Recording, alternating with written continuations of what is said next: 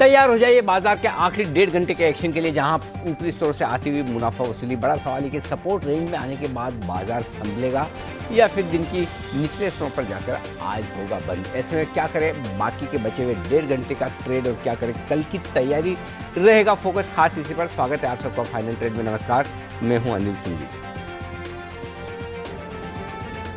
और नमस्कार, मैं हूं दीपांशु भंडारी। जानेंगे अनिल जी से कि कैसे बनाए आने वाले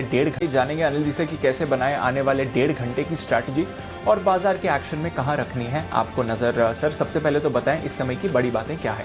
जी, बड़ी बातें यही कि बाजार में थोड़ी बहुत प्रॉफिट बुकिंग आती दिख रही है ऊपरी स्तरों से, जो कि ठीक भी है। बाजार की सेहत के लिए थोड़ा बहुत मुनाफा वसूली का माहौल बनता हुआ दिख रहा है। 16,200 के करीब इस वक्त आपको नजर आएगा बाजार। यहाँ पर एक्शन लगभग 30 अंकों के नुकसान का आपको नजर आएगा निफ्टी में। तो ये है बाजार में इस वक्त माहौल थोड़ी प्रॉफिट बुकिंग का। निफ्टी के लिहाज से अगर आप देखेंगे तो हालांकि बैंक निफ्टी अभी भी हरे निशान में बने रहने में कामयाब, और यहाँ पर दिक्कत नहीं है। अच्छी बात ये भी है कि बाजार में अगर आप देखेंगे तो 15,200 के नीचे 16,175 का जो अहम लेवल है उसके आसपास ही सपोर्ट लिया है निफ्टी ने। बैंक निफ्टी मजबूत है, हरे निशान में 50 पॉइंट ऊपर है, और 35,600 के लेवल को अभी तक बैंक निफ्टी ने तोड़ा नहीं है। तो ये इस वक्त है। लेकिन आज मिड कैप और स्मॉल कैप शेयरों में थोड़ी प्रॉफिट बुकिंग आती हुई दिखी है। यहाँ पर थोड़ा नुकसान है, 1 से 2% तक की गिरावट आपको मिड कैप और स्मॉल कैप शेयरों में आती हुई नजर आएगी इस वक्त। तो ये एक और एक्शन है जिस पर आपको फोकस करना है।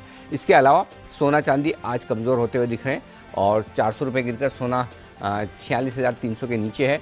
चांदी में भी आज कमजोरी दिखेगी, और कमजोरी की वजह एक अमेरिकी बाजारों का भी माहौल है। 100 पॉइंट नीचे इस वक्त डाउ फ्यूचर्स आपको ट्रेड करते हुए दिखेंगे, और यूरोप के बाजारों में भी हल्की फुल्की मुनाफा वसूली का माहौल आपको नजर आएगा। तो ये सारे कारण हैं दीप, जिसकी वजह से बाजार आज हल्के फुल्के आपको कमजोर नजर आएगी। जी बिल्कुल, तो ये हैं आपके लिए कुछ इंपॉर्टेंट फैक्टर्स जिसकी वजह से कमजोरी आती हुई दिख रही है। और सर, मेरा भी वही सवाल था, इस सुस्ती को कैसे देखें, क्योंकि ऐसी पॉइंट वाइज देखें तो कोई भारी गिरावट नहीं है, और बैंक निफ्टी तो अभी भी पॉजिटिव ही है। सर, रेंज ब्रेकआउट के बाद थोड़ा कंसोलिडेशन जैसा आज सुबह हम बात भी कर रहे थे, या फिर ये जो थोड़े कमजोर ग्लोबल क्यूज हैं, डेटा हैवी वीक है, उसकी वजह से भी बाजार थोड़े कॉशियस हैं? थोड़ा बहुत ग्लोबल मार्केट्स की वजह से, और थोड़ी बहुत एफआईज और घरेलू फंड की ऊपरी स्तरों पर बिकवाली की वजह से। लेकिन दीप कोई खास डरने घबराने की जरूरत नहीं है। 16,125, 16,175 ये स्ट्रॉन्ग सपोर्ट जो है। कमजोरी का पहला संकेत आपके लिए तभी आएगा जब बाजार 16,100 के नीचे ट्रेड करना शुरू करे, और जब तक 16,100 के ऊपर ट्रेड करें तब तक मुझे नहीं लगता है कोई डरने घबराने की जरूरत है। तो आप अभी भी अपने बड़े सपोर्ट लेवल के ऊपर है।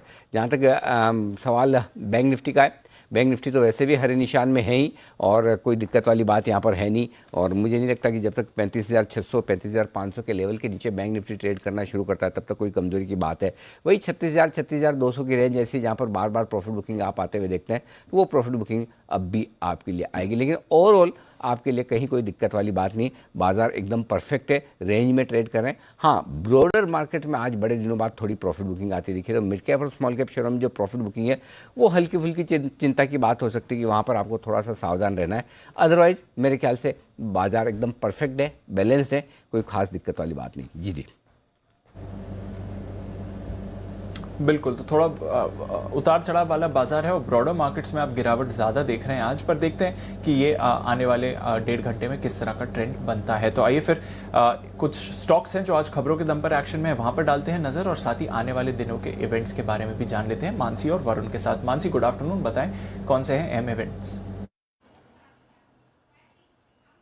बिल्कुल, गुड आफ्टरनून दीपांशु। एक तो नतीजे हैं श्री सीमेंट निफ्टी में, इंडियन होटल्स वायदा बाजार में। इंडियन होटल्स पूंजी जुटाने को लेकर भी बोर्ड इसमें फैसला लेता हुआ दिखेगा।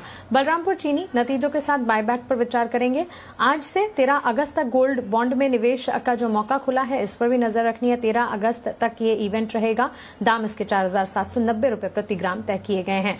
और इसके अलावा प्रधानमंत्री मोदी यूएस सिक्योरिटी काउंसिल की बैठक में मैरीटाइम सिक्योरिटी पर ओपन डिबेट में आज शाम 5:30 बजे इंडियन स्टैंडर्ड टाइम के हिसाब से हिस्सा लेते हुए दिखेंगे, तो इस पर फोकस रहेगा। इसके अलावा कल निफ्टी स्पेस में कोल इंडिया, पावर ग्रिड के नतीजे हैं। वायदा बाजार में Lupin, Manappuram finance, Max finance, Motherson Sumi, Siemens, Trent इन नंबर्स पर फोकस है। केम्प्ला सनमार 10 से लेकर 12 अगस्त के बीच आईपीओ खुलेगा, यानी कि कल से 12 अगस्त तक आईपीओ खुलने वाला है। इसका प्राइस बैंड 530 टू 541 इसका तय किया गया है। एप्टिस वैल्यू हाउसिंग फाइनेंस का आईपीओ भी खुलता हुआ दिखेगा, जिसका प्राइस बैंड 346 से 353 रुपए प्रति शेयर का तय किया गया है। एमएसटीसी की सब्सिडरी एफएसएनएल यानी कि फेरो स्क्रैप निगम लिमिटेड में स्ट्रैटेजिक सेल के लिए आवेदन सौंपने की कल आखिरी तारीख होगी। और इसके अलावा बुधवार के दिन बाटा, कैडिला, कमिंस और पिडिलाइट के नंबर्स वायदा बाजार में आते हुए दिखेंगे।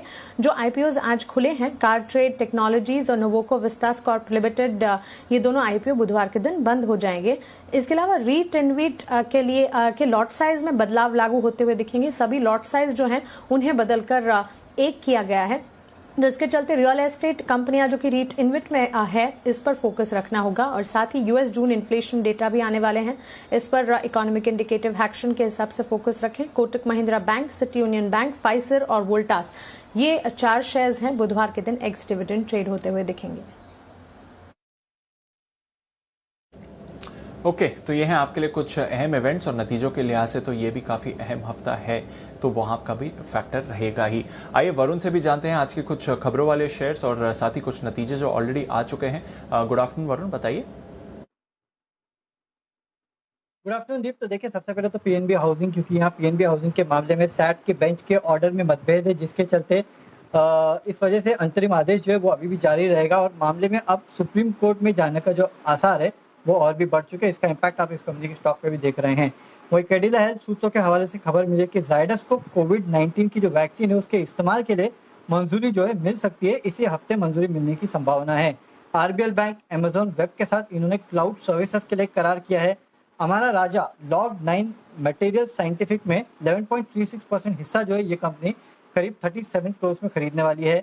इक्विटा स्मॉल फाइनेंस फिनटेक स्टार्टअप को बूस्ट करने के लिए इस कंपनी ने यूनिक प्लेटफॉर्म लॉन्च किया है। क्वेस्कॉप, इस कंपनी में प्रमोटर्स ने 50 लाख शेयर बेचे हैं पिछले ट्रेडिंग सेशन में, ये इन्होंने अपडेट दिया है। आईटीसी में 10 लाख शेयर के बड़े सौदे हुए हैं। एचसीएल टेक में 14 लाख शेयर के बड़े सौदे हुए हैं।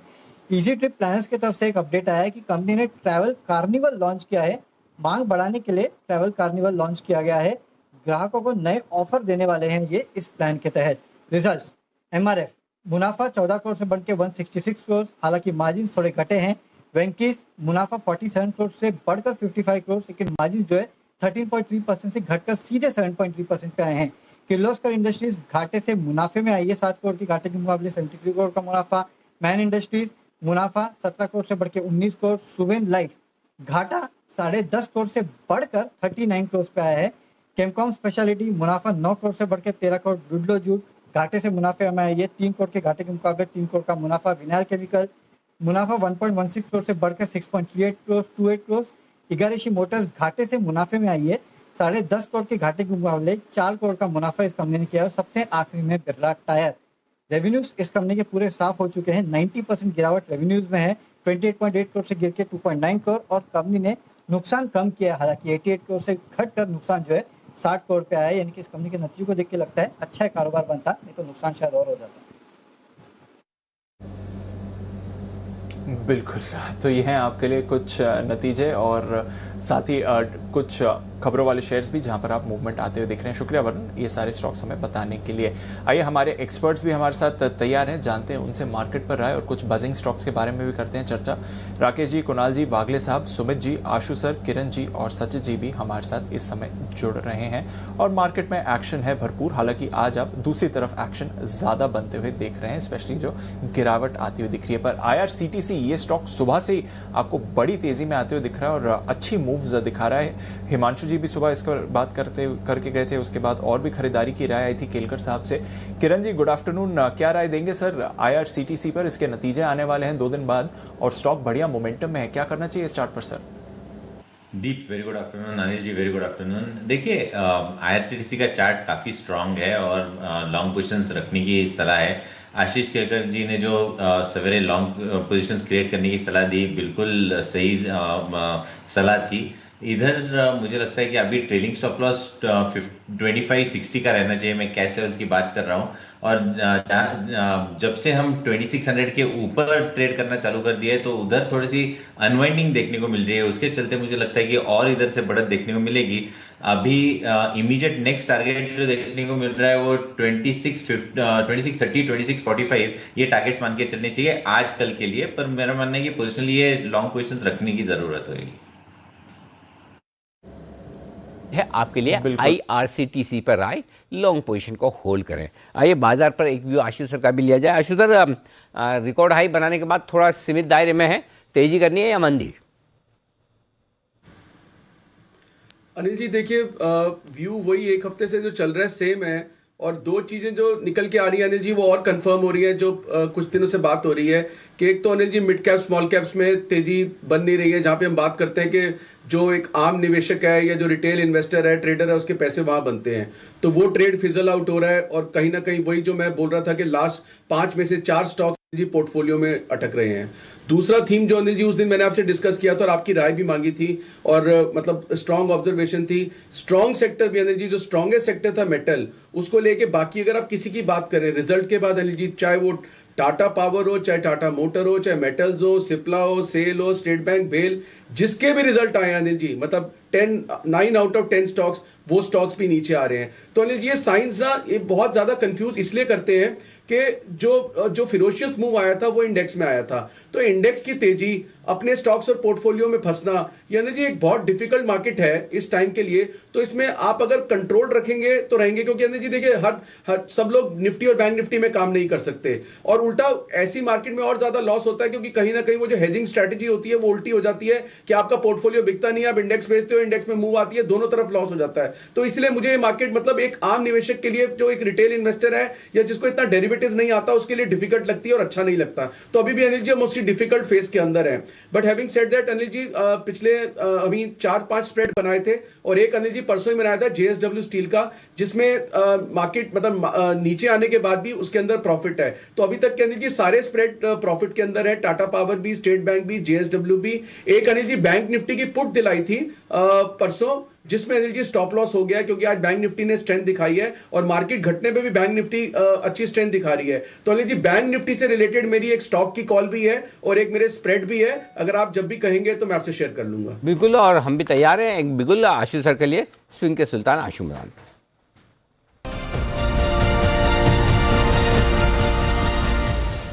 बताएं सर। अनिल जी ये जो मंदी लग रही है ना निफ्टी में, टेम्परेरी लग रही है, और आज हमने पुट भी दिलाई थी, लेकिन अब उसका भाव बढ़ गया तो मैं शेयर नहीं कर रहा हूं। लेकिन उसका व्यू तो ये था कि अनिल की 101 पॉइंट की मंदी आ सकती है, जो पिछले में गैप बना था ऊपर की तरफ, वो भर सकता है। लेकिन अनिल जी निफ्टी जो धीरे धीरे बैंक निफ्टी जो धीरे धीरे स्ट्रेंथ दिखा रहा है, इसमें अनिल जी एक स्टॉक कॉल है, स्टॉक कॉल है अनिल जी एक्सिस बैंक में। एक्सिस बैंक को अनिल जी मेरी लेने की राय है 752, 53, 51, 52 जो भी रेट चल रहा है। एंड अनिल जी एक छोटा सा स्टॉप लॉस लगाना है, जो कल की क्लोजिंग थी 744 की, मुझे लगता है जो कल की क्लोजिंग थी उसके स्टॉप लॉस से एक्सिस बैंक को लेना चाहिए। अगर बैंक निफ्टी चलेगा तो मतलब जो स्टॉक स्ट्रेंथ दिखाएगा उनमें मुझे सबसे बेस्ट इस वक्त एक्सिस बैंक का स्ट्रक्चर और पैटर्न लग रहा है। तो ये तो अनिल जी प्लेन वनीला बाय है एक्सिस बैंक बाय करने की, with stop loss of yesterday's close which is 744। और अनिल जी बैंक निफ्टी का एक स्प्रेड है, बैंक निफ्टी के स्प्रेड में अनिल जी 36,000 की एक कॉल लेनी है, 36,500 की 2 बेचनी है। ये स्प्रेड बनेगा अनिल जी 70 से 80 रुपए की कॉस्ट में। अनिल जी अगर ये 36,000 के ऊपर जाता है, ये थोड़ा प्रिएम्प्टिव है, क्योंकि हम बात कर रहे हैं कि अगर बैंक निफ्टी में जिस तरह की स्ट्रेंथ आई है, क्योंकि इसमें अनिल जी 36,100, 36,200 200 बहुत स्ट्रॉन्ग रेजिस्टेंस है। अगर ये क्रॉस किया तो अगला जो है अनिल जी इसका पड़ाव 37,000 की तरफ ही बन सकता है। तो उसको अनिल जी प्रेम्प्ट करने के लिए और पार्टिसिपेट करने के लिए 36,000 की एक कॉल लेनी है, 36,500 की 2 बेचनी है, 70 से 80 रुपए की कॉस्ट है अनिल जी, और 37,000 तक, 36 से 37 कहीं पे भी रहा तो अनिल जी ये प्रॉफिटेबल ट्रेड रहेगा अगले 3 दिन के लिए। तो मतलब बैंक निफ्टी और एक्सिस बैंक दोनों में तेजी की राय है इनडायरेक्टली आशु सर की तरफ से। 36,000 का कॉल खरीदिए, 36,500 के 2 बेचे। 36,500 का ज्यादा दूर वाला नहीं बेच रहे, 36,200 का नहीं बेचेंगे आशु जी? अनिल जी देखिए बैंक निफ्टी है तो मैं मतलब आपसे कभी कभी इंस्पायर होकर, क्योंकि निफ्टी में कोई स्प्रेड बन ही नहीं रहे हैं, तो इसलिए बैंक निफ्टी में दे रहा हूं क्योंकि एक्शन वहां दिख रहा है। तो अनिल जी सेफ्टी फर्स्ट, नहीं तो बहुत मार पड़ती है इसमें। आपको कौन मारेगा आशीष जी, आप तो पूरी दुनिया को पीटने वालों में हो। आप तो निश्चिंत होकर। अच्छा बाय द वे, हाँ, एक्सिस बैंक का टारगेट बताया नहीं आपने? अनिल जी, एक्सिस बैंक तो मुझे 780 रुपए की एक्सिस बैंक में अनिल जी हमारा क्वार्टरली टारगेट भी चल रहा है। आपको ये ध्यान होगा कि हमने पिछले क्वार्टर में दिया था कि क्वार्टरली टारगेट 880 रुपए का है, लेकिन अनिल जी मुझे लगता है कि इसमें 25-30 रुपए की चाल बन सकती है। पेशेंस थोड़ी रखनी पड़ेगी, बट स्ट्रेंथ बहुत अच्छी चल रही है, बहुत अच्छी है इसके अंदर अनिल जी। ओके, चलिए, तो ये है आपके लिए राय एक्सिस बैंक पर। और आपकी ये स्ट्रेटेजी में कुछ विशेष टिप्पणी राकेश जी भी करना चाहते हैं। जी राकेश जी। नहीं अनिल जी, मैं स्ट्रेटेजी पे कोई टिप्पणी नहीं। अनिल जी, मैं आपको रिमाइंड करा रहा हूँ, आपने आज सूट पहना हुआ है, सुबह 2 लोगों का बैंड बजा चुके हैं। तो अनिल जी अब शुरुआत कीजिए आशु जी से। अब आफ्टरनून सेशन भी चालू हो गया है और नए अनिल जी पैनलिस्ट भी जुड़े हैं।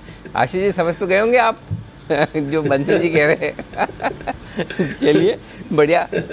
देखिए, अच्छा बैट्समैन वो होता है जो अच्छी बॉल का इंतजार करता है। जैसे ही कोई लूज बॉल आएगी उसे बाउंड्री के पार जरूर पहुंचाया जाएगा, चिंता न करें। वो 4 होगा या 6 होगा या फिर अच्छे से फील्डिंग कर लिया जाएगा, ये मौके पे पता चलेगा। आइए तब तक बढ़ते हैं आगे। कुछ और स्टॉक्स जहां पर एक्शन भरपूर है उन पर ली जाए राय हमारे एक्सपर्ट्स की तरफ से।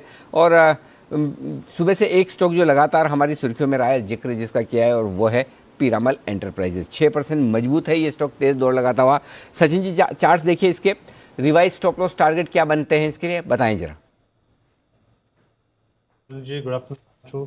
क्लियरली अनिल जी, ये काफ़ी स्ट्रॉन्गेस्ट परफॉर्मर रहा है पिछले 2 हफ्ते में। जिस तरीके से इसने एक ब्रेकआउट दिया था 2450 लेवल के आसपास, उस पर्टिकुलर पैटर्न के टारगेट्स लगभग अराउंड 2940 के आसपास के आ रहे हैं। तो मुझे लग रहा है अभी भी यहाँ पर एक 100 पॉइंट की रैली नज़र आ सकती है, जिससे पार्टिसिपेट करना चाहिए 2710 के स्टॉप लॉस के साथ। तो मुझे लग रहा है थोड़ा सा रिवॉर्ड टोरेस यहाँ पे 1:1 ज़रूर है, बट जिस इंटेंसिटी से ये ब्रेकआउट हुआ था वो ब्रेकआउट अभी तक फिजल हुआ नहीं है।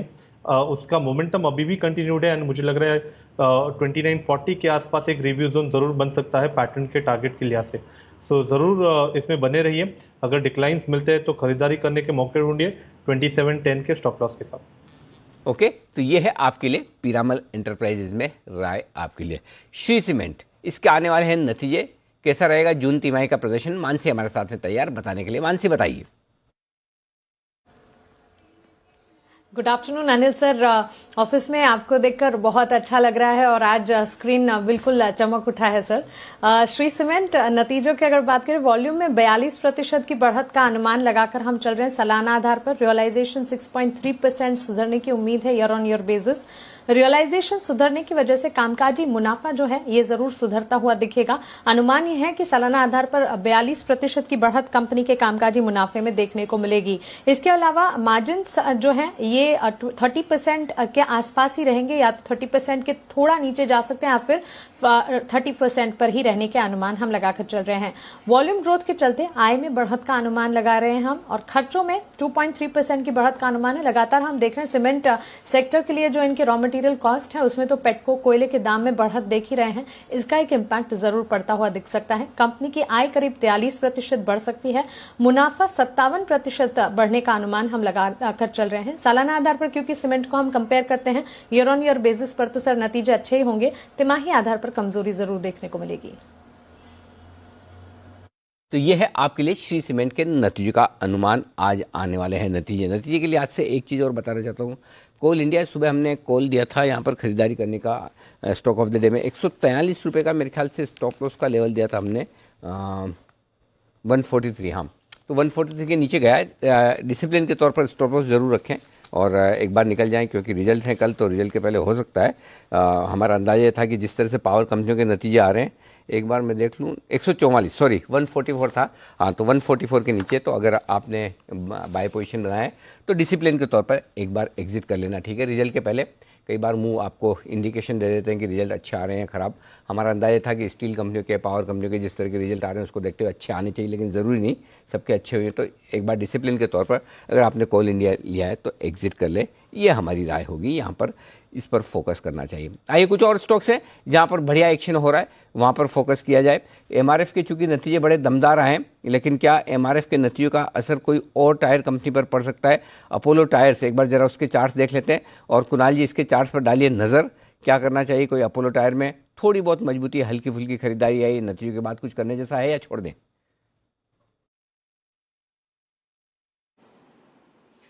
अनिल जी देखिए, सीमित कारोबार देखने को मिल रहा है, कोई खास मोमेंटम बन नहीं रहा है, स्टॉक अंडर परफॉर्म कर रहा है, तो फिलहाल इन स्तरों पर कोई खरीदारी की राय नहीं है, वेट एंड वॉच करें। स्टॉक मोमेंटम दिखाएगा, 235 के ऊपर ट्रेड करने लगेगा तब खरीदारी की सोचेंगे। इन स्तरों पर कहीं और विकल्प तलाशें, इससे दूर रहें। ओके, ये है आपके लिए फिलहाल अवॉइड करने की राय, दूर रहने की राय अपोलो टायर्स में। कुछ स्टॉक्स हैं जो कमजोरी के साथ ट्रेड करते दिख रहे हैं। नैल्को को पर मार्क 11% की पड़ी है, नतीजों के बाद कुछ जरूरत से ज़्यादा ही पीटा है, 84 रुपीज़ के आसपास आ चुका है। कोई लॉन्ग टर्म इन्वेस्टर्स जो फिर से खरीदना चाहें, बंसल जी इसके चार्ट देखकर बताइए कहाँ एंट्री लेवल सही है। अनिल जी स्टॉक का नाम एक बार समझना चाहूंगा अनिल जी। Nalco, national aluminium.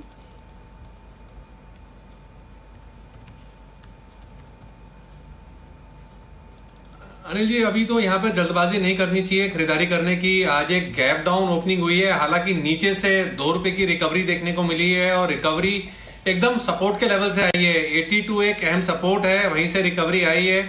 तो मेरा ऐसा मानना है थोड़ा सा वेट एंड वॉच करना चाहिए। जब दिखे कि 82 रुपए का सपोर्ट होल्ड कर रहा है तो एक दिन की Anil ji candle is not enough कि 82 का सपोर्ट होल्ड कर लिया है। जब दिखे 82 पर होल्ड कर रहा है तब खरीदारी की राय होगी, एल्स वेट एंड वॉच करना चाहिए और नजर रखनी चाहिए अनिल जी बैंक निफ्टी पर। वहां पर भी अनिल जी जब लेवल टूटेगा तो मेरा और कुणाल जी का गूगली आएगा आपके लिए लेवल टूटने के बाद। तो अगर खरीदारी करनी है तो बैंक निफ्टी में करेंगे लेवल टूटने पर। एज ऑफ नाउ जिनके पास लिया हुआ है 82 के स्टॉप लॉस के साथ बने रहे।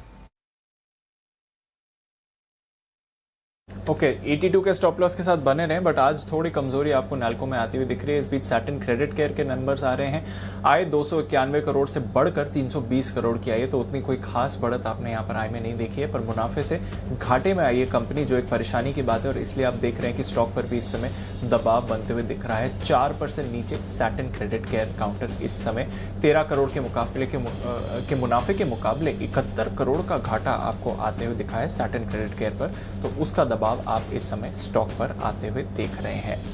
चलिए, काफी सारे स्टॉक्स हैं मूवमेंट में। आइए एक स्टॉक जो सचिन जी को पसंद है बिगुल, उनके लिए BTSTT।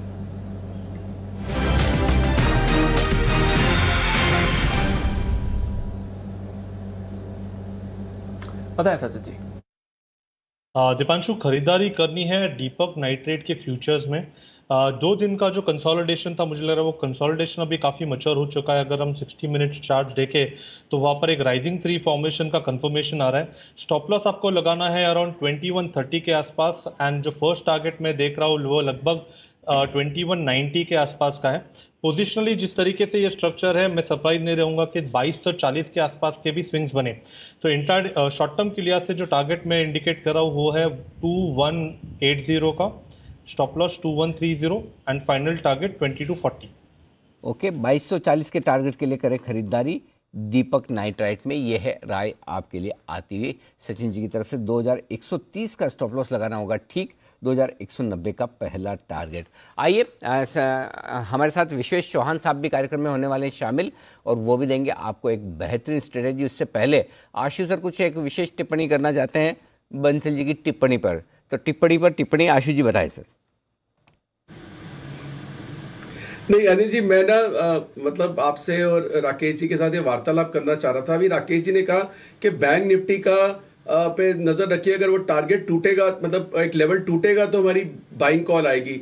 तो अनिल जी मैं थोड़ा सा कंफ्यूज हो गया। नॉर्मली होता है कि लेवल क्रॉस करेगा तो बाइंग कॉल आएगी, लेवल टूटेगा तो सेल कॉल आएगी। तो उन्होंने टूटना बोल के बाइंग कॉल बोली, तो ये मतलब यही था? क्योंकि मैंने अनिल जी वो बैंक निफ्टी में थोड़ा बाइंग स्प्रेड दिया, तो मैं थोड़ा डर गया कि कहीं नेगेटिव कॉल तो नहीं है टूटना वर्ड सुन के। तो अनिल जी इस पे क्लैरिफाई करवा दीजिए प्लीज, मतलब या आगे के लिए थोड़ा ठीक करवा दीजिए इस बात को कि क्रॉस करने पे बाइंग और टूटने पे सेलिंग। बंसल जी ठीक हो जाओ आप। नहीं अनिल जी देखिए, अनिल जी 2 चीजें बड़ी फर्क है। ब्रेकआउट होता है ऊपर, ब्रेकडाउन होता है नीचे। करेक्ट। टूटना मतलब अनिल जी कहीं भी टूटना, ऊपर नीचे कहीं भी टूटना अनिल जी। टूटना मतलब अनिल जी एक ही होता है। जब बाइंग बोल रहे हैं तो ये नेचुरल है कि ऊपर की तरफ ही है। समझ गया। बंसल जी रिंग के जमाने वाले हैं। जब रिंग के जमाने में होता था, रिंग के जमाने में क्या होता था, कोई भी शेयर पूछा था कि कोई शेयर कुछ खास, तो बोले इस पे ध्यान रखना। मतलब ध्यान रखना बोल रहे थे आप। ध्यान रखने का मतलब अगर बढ़ गया तो तेरे को बोला था ना, और घट गया तो मैंने हाँ बोला था तेरे को, ध्यान रखने के लिए, लेने के लिए थोड़ी बोला था। तो वैसे ही मतलब टूटना में बंसल जी ने दोनों तरफ वाला काम कर लिया है। लेवल टूटेंगे, अब लेवल टूटने में ऊपर भी टूट सकते हैं, नीचे भी टूट सकते हैं। दोनों हाथ में बंसल जी के लड्डू है। आइए, और तीसरा हाथ में लड्डू नहीं, हाथ तो दो ही है, लड्डू तीसरा चाहिए तो विश्वेश जी तैयार है देने के लिए। विश्वेश का विशेष phone a friend lifeline use करते हुए विश्वेश जी।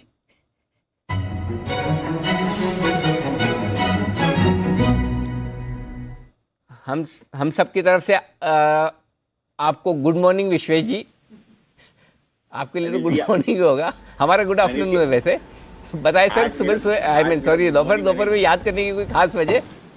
अनिल जी, आज मेरा गुड मॉर्निंग एक्चुअली 2 बजे हो गया था सुबह। मैंने सुबह उठा था और भगवान सोमनाथ के, आज श्रावण का पहला सोमवार है, दर्शन किए। अरे वाह, क्या बात है। ध्वजा चढ़ाया और अभिषेक किया, और उसके बाद बस अभी मार्केट में बैठा हूँ तो कुछ इंटरेस्टिंग लगा इसलिए। बहुत ही बढ़िया, आज तो एकदम पवित्र है आप, बिल्कुल, क्या बात है। बताइए सर, क्या कॉल ढूंढ कर लाए एकदम बढ़िया वाला? देखिए अनिल जी, मुझे ऐसा लग रहा है बैंक निफ्टी बहुत ही शार्प शॉर्ट कवरिंग के लिए रेडी हो रहा है। बहुत मतलब कि 500,000 पॉइंट वाला शॉर्ट कवरिंग, और मैं थोड़ा सा एग्रेसिव साउंड इसलिए हो रहा हूँ क्योंकि डेटा उस तरह से बन रहा है। तो बैंक निफ्टी का 36,200 का कॉल मैंने 150 रुपए में रिकमेंड किया था लास्ट टाइम 140 में, वो 280 जाके आया आज सुबह। अब वही कॉल ऑप्शन 160 के आसपास मिल रहा है। मुझे लगता है जिसको लेना चाहिए। पहली चीज आप देखिए, आज के दिन में निफ्टी में 1 करोड़ शेयर कॉल राइट हुए हैं और बैंक निफ्टी में भी कॉल राइट हुए हैं। 36,000 के कॉल और पुट दोनों में राइटिंग हुई है। At the same time bank Nifty का डेली पॉजिटिव, आर्ली में ट्रायंगल ब्रेकआउट, और 10 मिनट में भी अभी एक बहुत अच्छा फॉर्मेशन बना है जिसको फ्लैग बोलते हैं। और अब बैंक निफ्टी अगर इंट्राडे वीवैप के ऊपर टिक जाता है 36,050 के आसपास फ्यूचर, मुझे लगता है 36,300 तो आज ही हो सकता है। मतलब 300 पॉइंट विद इन 1 आवर हम रैली कर सकते हैं। तो 36,200 का कॉल ऑप्शन खरीदना है, 150 तक खरीदिए। मुझे लगता है 100 रुपए के नीचे का स्टॉप लॉस रखिए। ये ऑप्शन मुझे लगता है अनिल जी ऊपर में 280, 350, 450 तक भी जा सकता है, क्योंकि अब अगर बैंक निफ्टी में ब्रेकआउट आया तो ये बैंक निफ्टी का ब्रेकआउट निफ्टी के 15,900 वाला ब्रेकआउट होगा, जिसमें वहां से निफ्टी 300-400 पॉइंट चला था। तो अगर यहाँ पे अब सेम लेवल करो तो मुझे लगता है 37,000 तक के लेवल आने चाहिए। ओके, तो बैंक निफ्टी में 36,200 का कॉल ऑप्शन खरीदिए 150 रुपए में, 100 रुपए का स्टॉप लॉस, और टारगेट 280, 350 और 450, ये सबके टारगेट। वैसे टारगेट क्या रखा है स्पॉट लेवल पर बैंक निफ्टी का? 36,700, 800। देखिए अनिल जी, ये जो कंजर्वेशन जोन है ना, ये अगर निकली तो उसके बाद अगला सीधा जो सपोर्ट रेजिस्टेंस है वो ऑल टाइम हाई है 37,500 का। तो मुझे लगता है 37,500 की रेंज में कहीं पे भी जा सकता है। ओके, तो ये है आपके लिए बैंक निफ्टी पर खरीदारी की राय। क्या बात है, आज बैंक निफ्टी पर बुलिश है आशु सर, बुलिश है बंसल जी, बुलिश है विश्वेश जी भी। तो हमारे सारे एक्सपर्ट्स की तरफ से तेजी की राय आती हुई बैंक निफ्टी पर। थोड़ी देर में सेठी साहब भी जुड़ेंगे हमारे साथ। उससे पहले राकेश जी कुछ और कहना चाहते हैं बैंक निफ्टी पर या विश्वेश जी पर, ये नहीं पता, लेकिन कहना चाहते हैं ये बताएं। जी राकेश जी बोलिए। देखिए अनिल जी, जिस जोन की बात विश्वेश जी कर रहे हैं अनिल जी, उस जोन के निकलने के बाद जो आप टारगेट्स कर रहे हैं ना 36,500, 600, अनिल जी वो पैटर्न के साथ नाइंसाफी होगी। एक बार यहाँ पे अच्छे से निकलेगा तो 37,500, 37,700 के अनिल जी टारगेट्स होंगे। तो वेट कर रहे हैं अनिल जी उस कंजेशन जोन से निकलने की। ट्रेंड तो पॉजिटिव है, इन स्तरों पर करेक्शन पे भी लेना चाहिए, बट एक बार कंजेशन जोन से निकलेगा तो अनिल जी गोली की तरह भागेगा ऊपर की तरफ बैंक निफ्टी। तो अनिल जी अगर इस जोन से निकलता है और बैंक निफ्टी अगर 37,500, 37,700 होगा तो अनिल जी निफ्टी कहां पर होगा? कितना? 37,700, 37,700 ना लाइफ टाइम हाई, वही ना? अगर यस तो 5% हुआ ना बैंक निफ्टी। 37,700 मतलब लगभग 5% बढ़ा। 360, 700, 1400, 17, हाँ 5% की तेजी बैंक निफ्टी में हुई, तो 5% की निफ्टी में भी गिन लो। 16,200 से 5% यानी कितना हो गया आपका? 300, 600, 750, 17,000, ठीक है।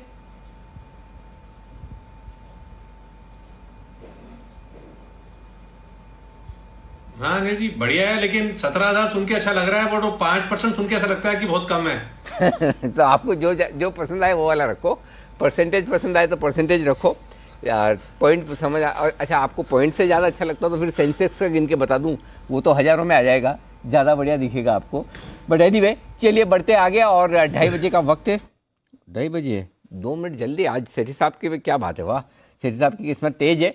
जल्दी से बिगुल सदाबहार सेठी साहब की शॉर्ट टर्म पिक्स।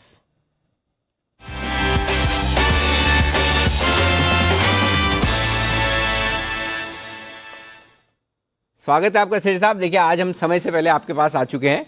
आप चाहें जितने कॉल्स ले सकते हैं, चाहें तो 2-3 बढ़ा भी सकते हैं। Good afternoon Anil ji. जी आज तो समय से पहले आप तो आ गए हैं, बट आज कॉल्स कम है अनिल जी।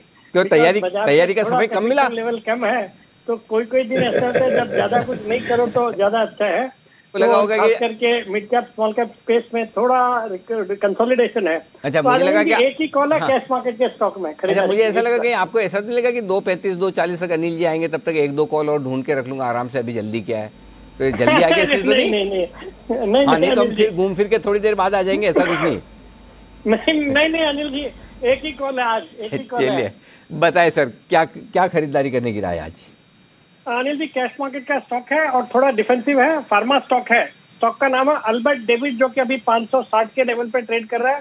एक बहुत ही अच्छी फार्मा कंपनी है जो कि बल्क ड्रग फॉर्मुलेशन इन सब कारोबार में है। इनका एक ब्रेक थ्रू प्रोडक्ट है प्लेसेंट्रिक्स, जो कि ह्यूमन प्लेसेंटा से बनता है, उसके लिए कंपनी जानी जाती है। काफी अच्छे उसमें इनकी काम होता है इस प्रोडक्ट का। कंपनी के करीबन 35 कंट्रीज में एक्सपोर्ट है और कई सारी अच्छी एमएनसी कंपनीज के साथ अच्छा टाई अप है इनका। मार्च क्वार्टर बहुत ही रोबस्ट था, पैट आया था 7 करोड़, जो कि पिछले साल मार्च क्वार्टर में 3 करोड़ का नुकसान था। फंडामेंटल्स अच्छे हैं, पिछले आपके अगर 3 साल का कैगर देखेंगे तो अच्छे कैगर से कंपनी ग्रो कर रही है और प्राइस अर्निंग्स मल्टीपल के लिहाज से with in the pharma space एक अच्छे सस्ते वैल्यूएशन पे स्टॉक ट्रेड करता है। प्रोमोटर की अराउंड 61% हिस्सेदारी है, कोई प्लेज नहीं है और जीआईसी भी इसमें अराउंड 3.79% स्टॉक में ओन करती है। तो ऑल इन ऑल एक अच्छा स्टॉक है। 560 के लेवल पे ये खरीदारी करने की सलाह है और मेरा शॉर्ट टर्म का टारगेट है 585-90 रुपए का। स्टॉप लॉस रखना है 545 रुपए का।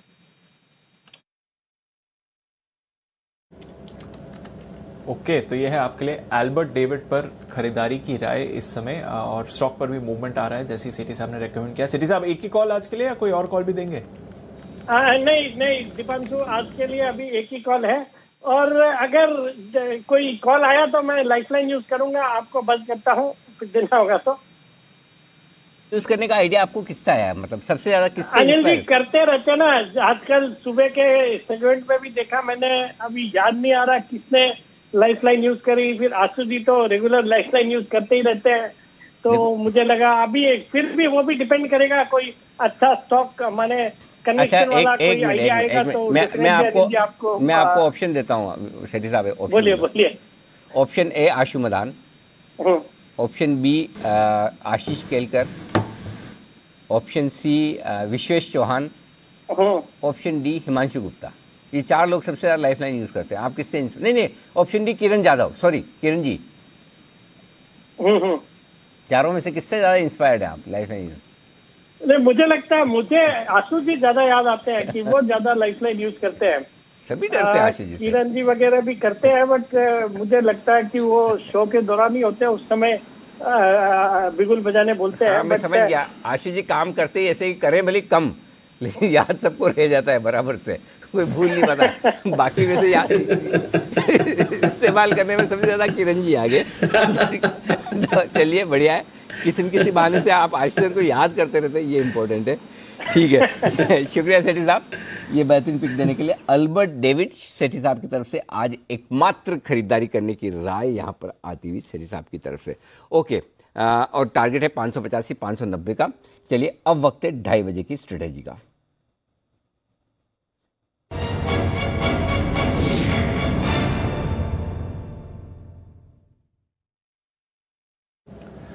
अनिल जी, डाउ फ्यूचर्स में थोड़ी सुस्ती दिख रही है सर, 100 पॉइंट्स नीचे हैं इस समय। नैस्डैक फ्यूचर्स हालांकि थोड़ा पॉजिटिव टेरिटरी में दिख रहे हैं, बल्कि नैस्डैक फ्यूचर्स अब रिकवर होकर पॉजिटिव होते हुए दिख रहे हैं। डाउ फ्यूचर्स पर दबाव आ रहा है, तो ये एक इंटरेस्टिंग ट्रेड है, क्योंकि हमने देखा फ्राइडे को डाउ ने नया रिकॉर्ड बनाया और नैस्डैक 100 अंक नीचे बंद हुआ था।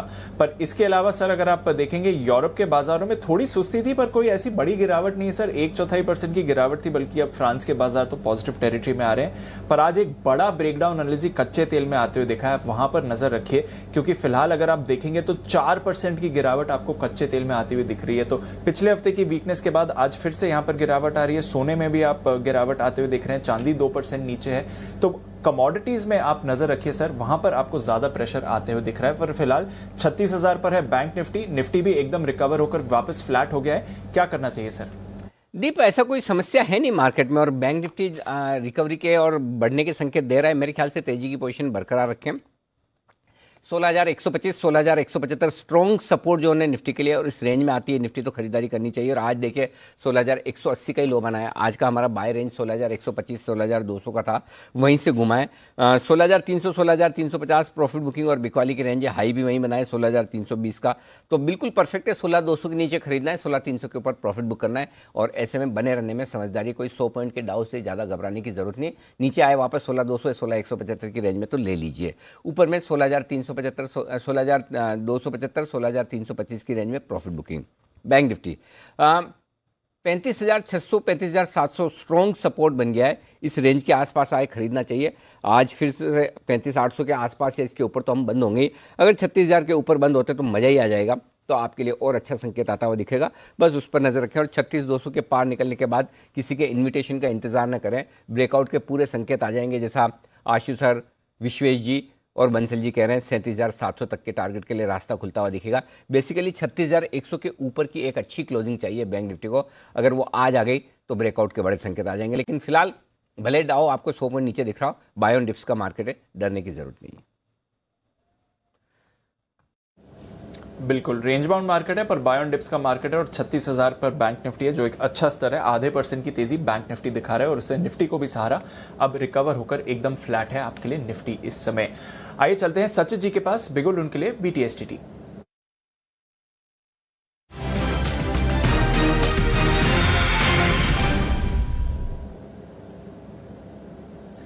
सचिन जी बताएं सर।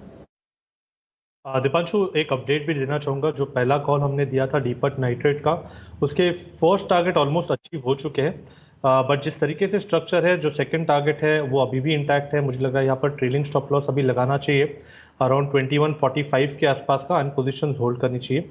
जो फ्रेश सेटअप मेरे नज़र में आया है वो है HDFC एसेट मैनेजमेंट कंपनी का फ्यूचर्स आपको खरीदना है। जिस तरीके से अपने 200 डे एक्सपोनेंशियल मूविंग एवरेज को इसने काटा है, फिलहाल फ्रेश लॉन्ग सेटअप यहाँ पर एक्टिवेट हो चुका है। 3110 के टारगेट के लिए खरीदारी कीजिए। स्टॉप लॉस लगाना चाहिए अराउंड 2955 के आसपास। ओके, तो यह है आपके लिए HDFC AMC पर खरीदारी की राय। वहां पर आपको अच्छे मूव आते हुए दिख रहे हैं, नजर रखिए इस काउंटर पर।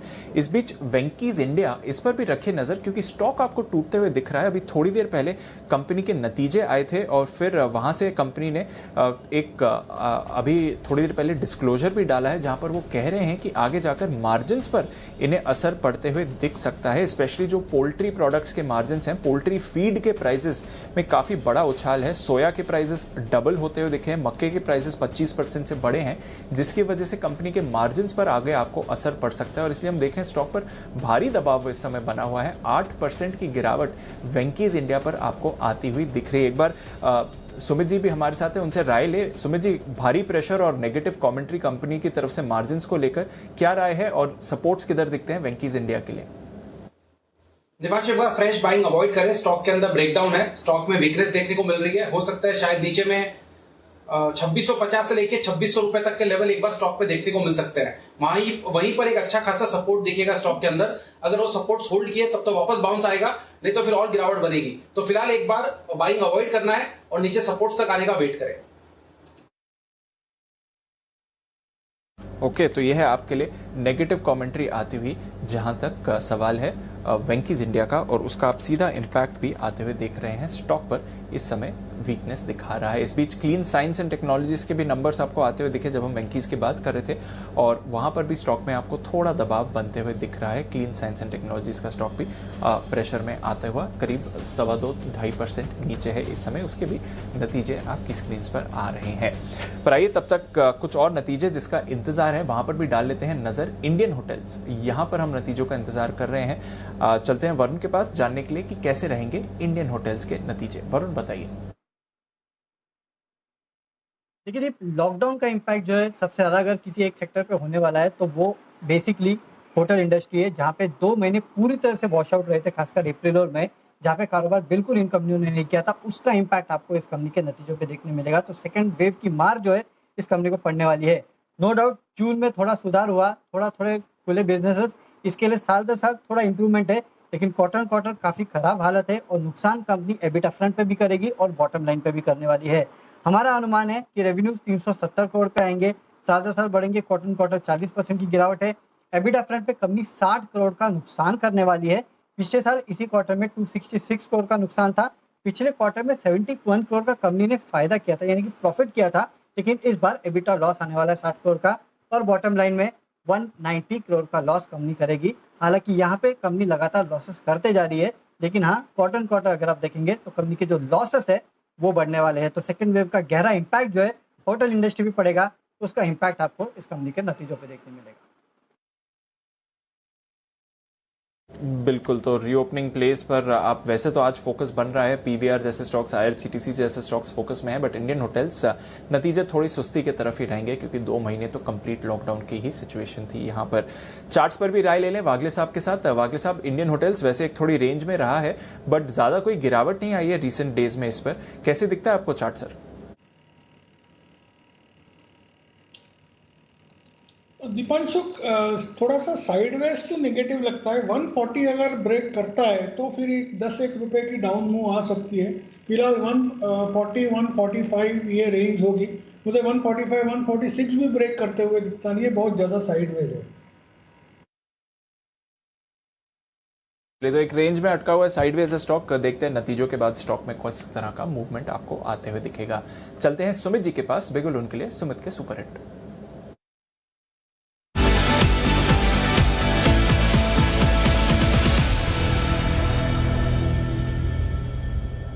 बताएं सुमित जी। दीपांशु, बाय का स्टॉक है, स्टॉक का भाव चल रहा है 275 276।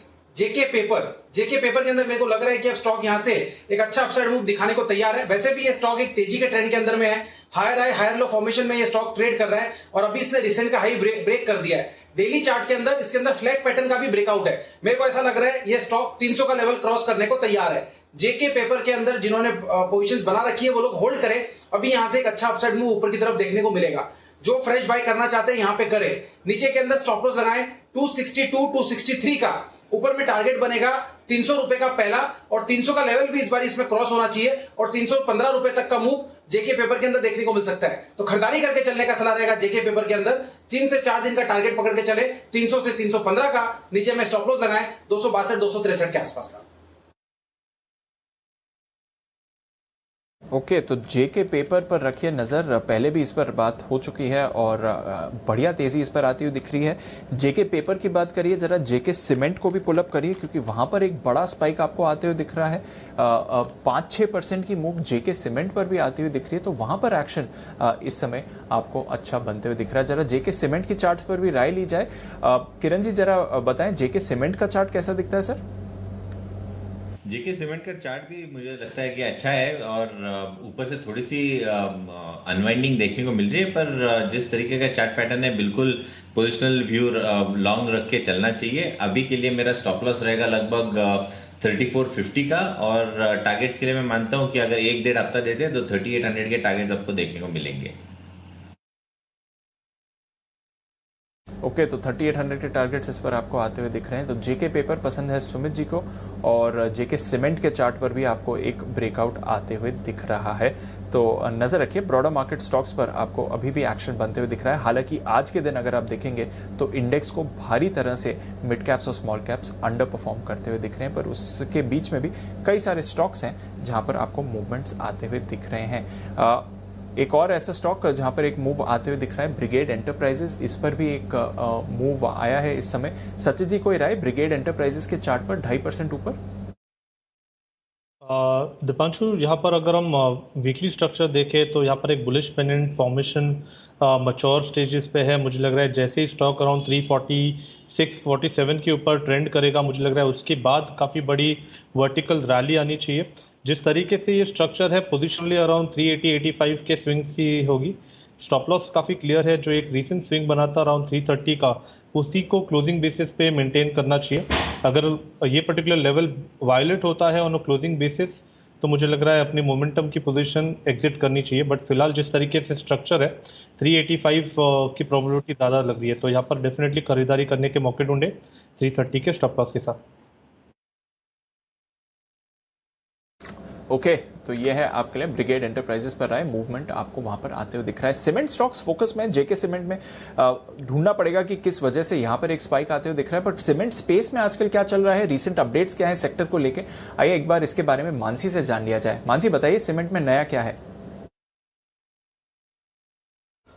जी बिल्कुल दीपांशु, देखिए जो सपोर्ट मिल रहा है ना सीमेंट को, वो तो नतीजे क्योंकि सीमेंट सेक्टर के अच्छा रहा है। पिछले दिनों जो प्राइस हाइक्स हैं उनका सपोर्ट, वॉल्यूम रियलाइजेशन जो अच्छा है वहां पर सपोर्ट है। लेकिन अब अगर यहां से हम सीमेंट का चैनल चेक देखें तो क्योंकि मानसून आ चुका है तो डिमांड कम होने की वजह से चैनल चेक में जुलाई के जो ताजा आंकड़े हैं वहां पर गिरावट देखने को मिल रही है। जुलाई 2021 में सीमेंट की औसत कीमतें जो है उसमें 2% की गिरावट मंथ ऑन मंथ बेसिस पर देखने को मिल चुकी है। मानसून के आने से मांग में कमी आई है, जिसका सीधा असर हम प्राइसेस पर देख रहे हैं। जुलाई में पेटकोक और कोयले के दाम में बढ़ोतरी जारी रही है, जो कि लगातार काफी समय से हम देख रहे हैं। इनके रॉ मटेरियल के प्राइसेस जो है उसमें बढ़त देखने को मिल रही है। अब अगर चैनल चेक में बताऊं, पूर्वी भारत में करीब 5% की गिरावट देखने को मिली है। दक्षिण भारत में 3.4% की गिरावट देखने को मिली है प्रति बोरी। 407 रुपए प्रति बोरी के दाम वहां पर दिख रहे हैं। वहीं उत्तर भारत में करीब 1% की गिरावट है। सिर्फ 2 है पश्चिम भारत और साथ ही मध्य भारत, जहां पर प्राइसेस जो है स्टेबल हैं, जितने थे पिछले महीने उतने ही फिलहाल है, तो कोई गिरावट या बढ़त नहीं दिखी। लेकिन इसके अलावा हम देख रहे हैं कि ऑल इंडिया एवरेज प्राइसेस जो है 2% की गिरावट वहां पर जरूर देखने को मिल रही है। आगे का आउटलुक क्या है, पर्टिकुलरली अगर प्राइसेस और डिमांड को लेकर देखें, कंपनियां मार्जिन स्थिर रखने की पूरी कोशिश करेंगी, लेकिन कीमतें फ्लैट रहेंगी या फिर गिरावट भी देखने को मिल सकती है। और इसका सीधा कारण, जैसे कि मैं कह रही हूं, मानसून की चाल जो है उस पर निर्भर करता है। अगर मानसून बढ़ेगा तो फिर डिमांड कम होगी, जिसका इंपैक्ट प्राइसेस पर जरूर पड़ता दिखेगा। और इसी के चलते सीमेंट से जुड़े शेयरों पर नजर रखनी चाहिए। रिजल्ट अच्छे कंपनियों के आ रहे हैं, लेकिन हो सकता है कि प्राइसेस की वजह से थोड़ा सा कंसर्न देखने को मिले। ओके तो रिजल्ट अच्छे आ रहे हैं पर प्राइसेस की वजह से थोड़ा आपको कंसर्न यहाँ पर आते हुए दिख सकता है। श्री सीमेंट, इसके भी नतीजों का इंतजार है, तो देखते हैं किस तरह की परफॉर्मेंस रहेगी। फिलहाल एकदम सपाट ट्रेड करते हुए दिख रहा है श्री सीमेंट। अल्ट्राटेक पर भी एकदम हल्की सी गिरावट है, कोई ज्यादा बड़ी मूव नहीं है, बट डेज लो के करीब अल्ट्राटेक इस समय ट्रेड आपको करते हुए दिख रहा है 7500 के नीचे। एक बार जरा अल्ट्राटेक की चार्ट पर राय ली जाए कुणाल जी से। कुणाल जी, कैसा दिख रहा है चार्ट स्ट्रक्चर इस समय अल्ट्राटेक का? सर देखिए, लॉन्ग टर्म चार्ट पर तो किसी तरह की कोई परेशानी नहीं है दीपांशु। 3-4 दिन का करेक्शन यहाँ पर आता हुआ दिख रहा है और मेरी राय में काफ़ी हेल्दी करेक्शन है, क्योंकि एक बड़ी तेजी स्टॉक में बनी थी। तो ओवरऑल देखें तो मुझे लगता है निचले स्तरों पर खरीदारी के मौके तलाशने चाहिए। और जिस तरह का ब्रेकआउट आज जेके सीमेंट में आता हुआ दिख रहा है, मुझे लगता है इसमें भी बड़ी तेजी बनेगी। गिरावट में जो ऑप्टिमम लेवल है बाइंग का, वो 7400 रुपये के आसपास होना चाहिए। तो यहाँ से और 1-2% गिर जाए तो उन स्तरों पर अल्ट्राटेक में खरीदारी में हर्ज नहीं। ओके तो ये है आपके लिए राय अल्ट्राटेक सीमेंट में खरीदारी करने के लिए आज से। और के इस बीच बलरामपुर चीनी चार्ट्स तैयार कर लीजिए। कुणाल जी, मैं आपके पास फिर से आ रहा हूँ। 410 रुपये में बायबैक को मंजूरी दी है बोर्ड ने। आज नतीजे भी आने वाले थे और बायबैक भी था। बायबैक के दाम आ चुके हैं। 350 रुपये पर स्टॉक ट्रेड कर रहा है। 410 रुपये पर कंपनी बायबैक करने जा रही है। अब बायबैक की बाकी डिटेल्स आना बाकी है, कितनी साइज़ का होगा, कितना बड़ा होगा, ओपन मार्केट परचेज से होगा या फिर टेंडर ऑफर से होगा, ढेर सारी चीज़ें जो आपको जानना बाकी है। लेकिन तब तक आइए चार्ट्स पर नजर डाल लेते हैं। 410 रुपये का बायबैक, 350 रुपये पर स्टॉक। कुणाल जी, चार्ट्स। अनिल जी, देखिए, एक सीमित दायरे का कारोबार हम देख रहे हैं पिछले कुछ दिनों से। काफ़ी वॉलेटाइल है, लेकिन है दायरे में ही।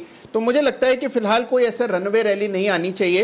रनवे रैली आएगी जब ये स्टॉक 370 को पार कर लेगा। तो एक बार के लिए 370 से मुझे लगता है कि 345 की रेंज में ही स्टॉक रहना चाहिए। 345 के नीचे जाए तो एक बार के लिए लॉन्ग पोजीशन से एग्जिट करें, अन्यथा बने रहे। मुझे लगता है कि रेंज में इसमें स्टॉक में ट्रेड होगा और कुछ समय बिताने के बाद दोबारा से तेजी बनेगी। ओके, नतीजे भी आ चुके हैं और नतीजे आपके सामने रख दी जाएं बलरामपुर चीनी के, और मैं आपके सामने रिजल्ट रख देता हूं कि किस तरह के रिजल्ट्स आते दिख रहे हैं इस वक्त बलरामपुर चीनी के। मुनाफा घटा है 140 करोड़ से घटकर 77 करोड़। अरे क्या बात है, आधे के आसपास रही है, 40% करीबन गिरावट, 45%। मुनाफा काफ़ी कम आया है, इसी वजह से स्टॉक चल नहीं पा रहा बायबैक की वजह के बावजूद। तो मुनाफा घटा है 139 करोड़ से 77 करोड़ के आसपास का मुनाफे का आंकड़ा है। शुगर कंपनियों के इस तिमाही के रिजल्ट्स अच्छे आ नहीं रहे, लगभग सारी शुगर कंपनियां थोड़ी सी ढीली होती दिख रही है रिजल्ट्स के बाद। तो ये रिजल्ट का आंकड़ा, और 345 पर नज़र रखिए, 345 के नीचे जाने पर स्टॉक खराब हो जाएगा, जैसा कि अभी आपको बताया है कुणाल जी ने। आइए बढ़ते आगे, और नतीजे आने वाले हैं कोल इंडिया के कल। तो पहले देख लें अनुमान क्या है, कैसे रहेंगे रिजल्ट्स। आशीष, अच्छे, खराब, ठीक ठाक? अनिल जी, साल दर साल तो बहुत दमदार नतीजे आएंगे। ओके, तिमाही दर तिमाही अगर आप देखें तो स्टेबिलिटी नजर आएगी और अच्छे नतीजे देखने को मिलेंगे, क्योंकि इस बार अगर आप देखें तो इनकी जो टॉप लाइन है इसमें करीब 37% का इजाफा देखने को मिलेगा। इनकी जो ई ऑक्शन वॉल्यूम्स है, रियलाइजेशंस है, यहाँ पर एक बढ़त देखने को मिली है। इसके चलते इनका जो कामकाजी मुनाफा है यहाँ पर आपको 95% की जो ग्रोथ है वो नजर आएगी। 3052 करोड़ से बढ़कर करीब 5952 करोड़ के आसपास जो है एबिटा देखने को मिलेगा। मार्जिन 16.5% से बढ़कर करीब 23.5% देखने को मिलेंगे। और जो मुनाफा है, क्योंकि यहाँ पर बेस छोटा है, इसके लिए आपको 107% की बढ़त देखने को मिलेगी। 4300 करोड़ का जो आंकड़ा है वो हम एक्सपेक्ट करके चल रहे हैं। हालांकि क्वार्टर ऑन क्वार्टर अगर आप देखें तो आय में बहुत ही मामूली गिरावट देखने को मिली, नेग्लिजिबल गिरावट है। और जो मार्जिन है वो करीब 24% से घटकर, जैसे कि मैंने आपको बताया, 23.5% है, वो देखने को मिलेंगे। लेकिन जो पिछले साल अगर आप देखें तो समस्या बहुत बड़ी थी कि पावर कंपनी से रिसीवेबल्स लगातार बढ़ते जा रहे थे। अब पिछली तिमाहियों में अगर आप देखें तो ऑलरेडी यहाँ पर काफ़ी सुधार देखने को मिला है। इस बार कितनी इसमें कमी आती है रिसीवेबल्स में, ये नज़र रखनी होगी। लेकिन नतीजे जो है साल दर साल काफ़ी बढ़िया आएंगे, साल दर साल काफ़ी अच्छे रहेंगे रिजल्ट्स, और तिमाही दर तिमाही ठीक है, बुरे नहीं। लेकिन स्टॉक थोड़ा कमज़ोर होता हुआ दिखा। हमने इसीलिए 144 रुपये का स्टॉप लॉस दिया था। आज स्टॉक ऑफ द डे में राय भी दी थी, लेकिन स्टॉक चला नहीं, ऊपर टिका नहीं। तो एक बार डिसिप्लिन के तौर पर आप चाहें तो एग्जिट कर सकते हैं। रिजल्ट के बाद फिर से देख लेंगे कैसा क्या रहता है। तो ये आपके लिए आता हुआ रिजल्ट का अनुमान। आशीष थोड़ी देर में हमें बताएंगे बैन से बेनिफिट भी, लेकिन उससे पहले सचिन जी तैयार है बिगुल उनके लिए BTSTT का।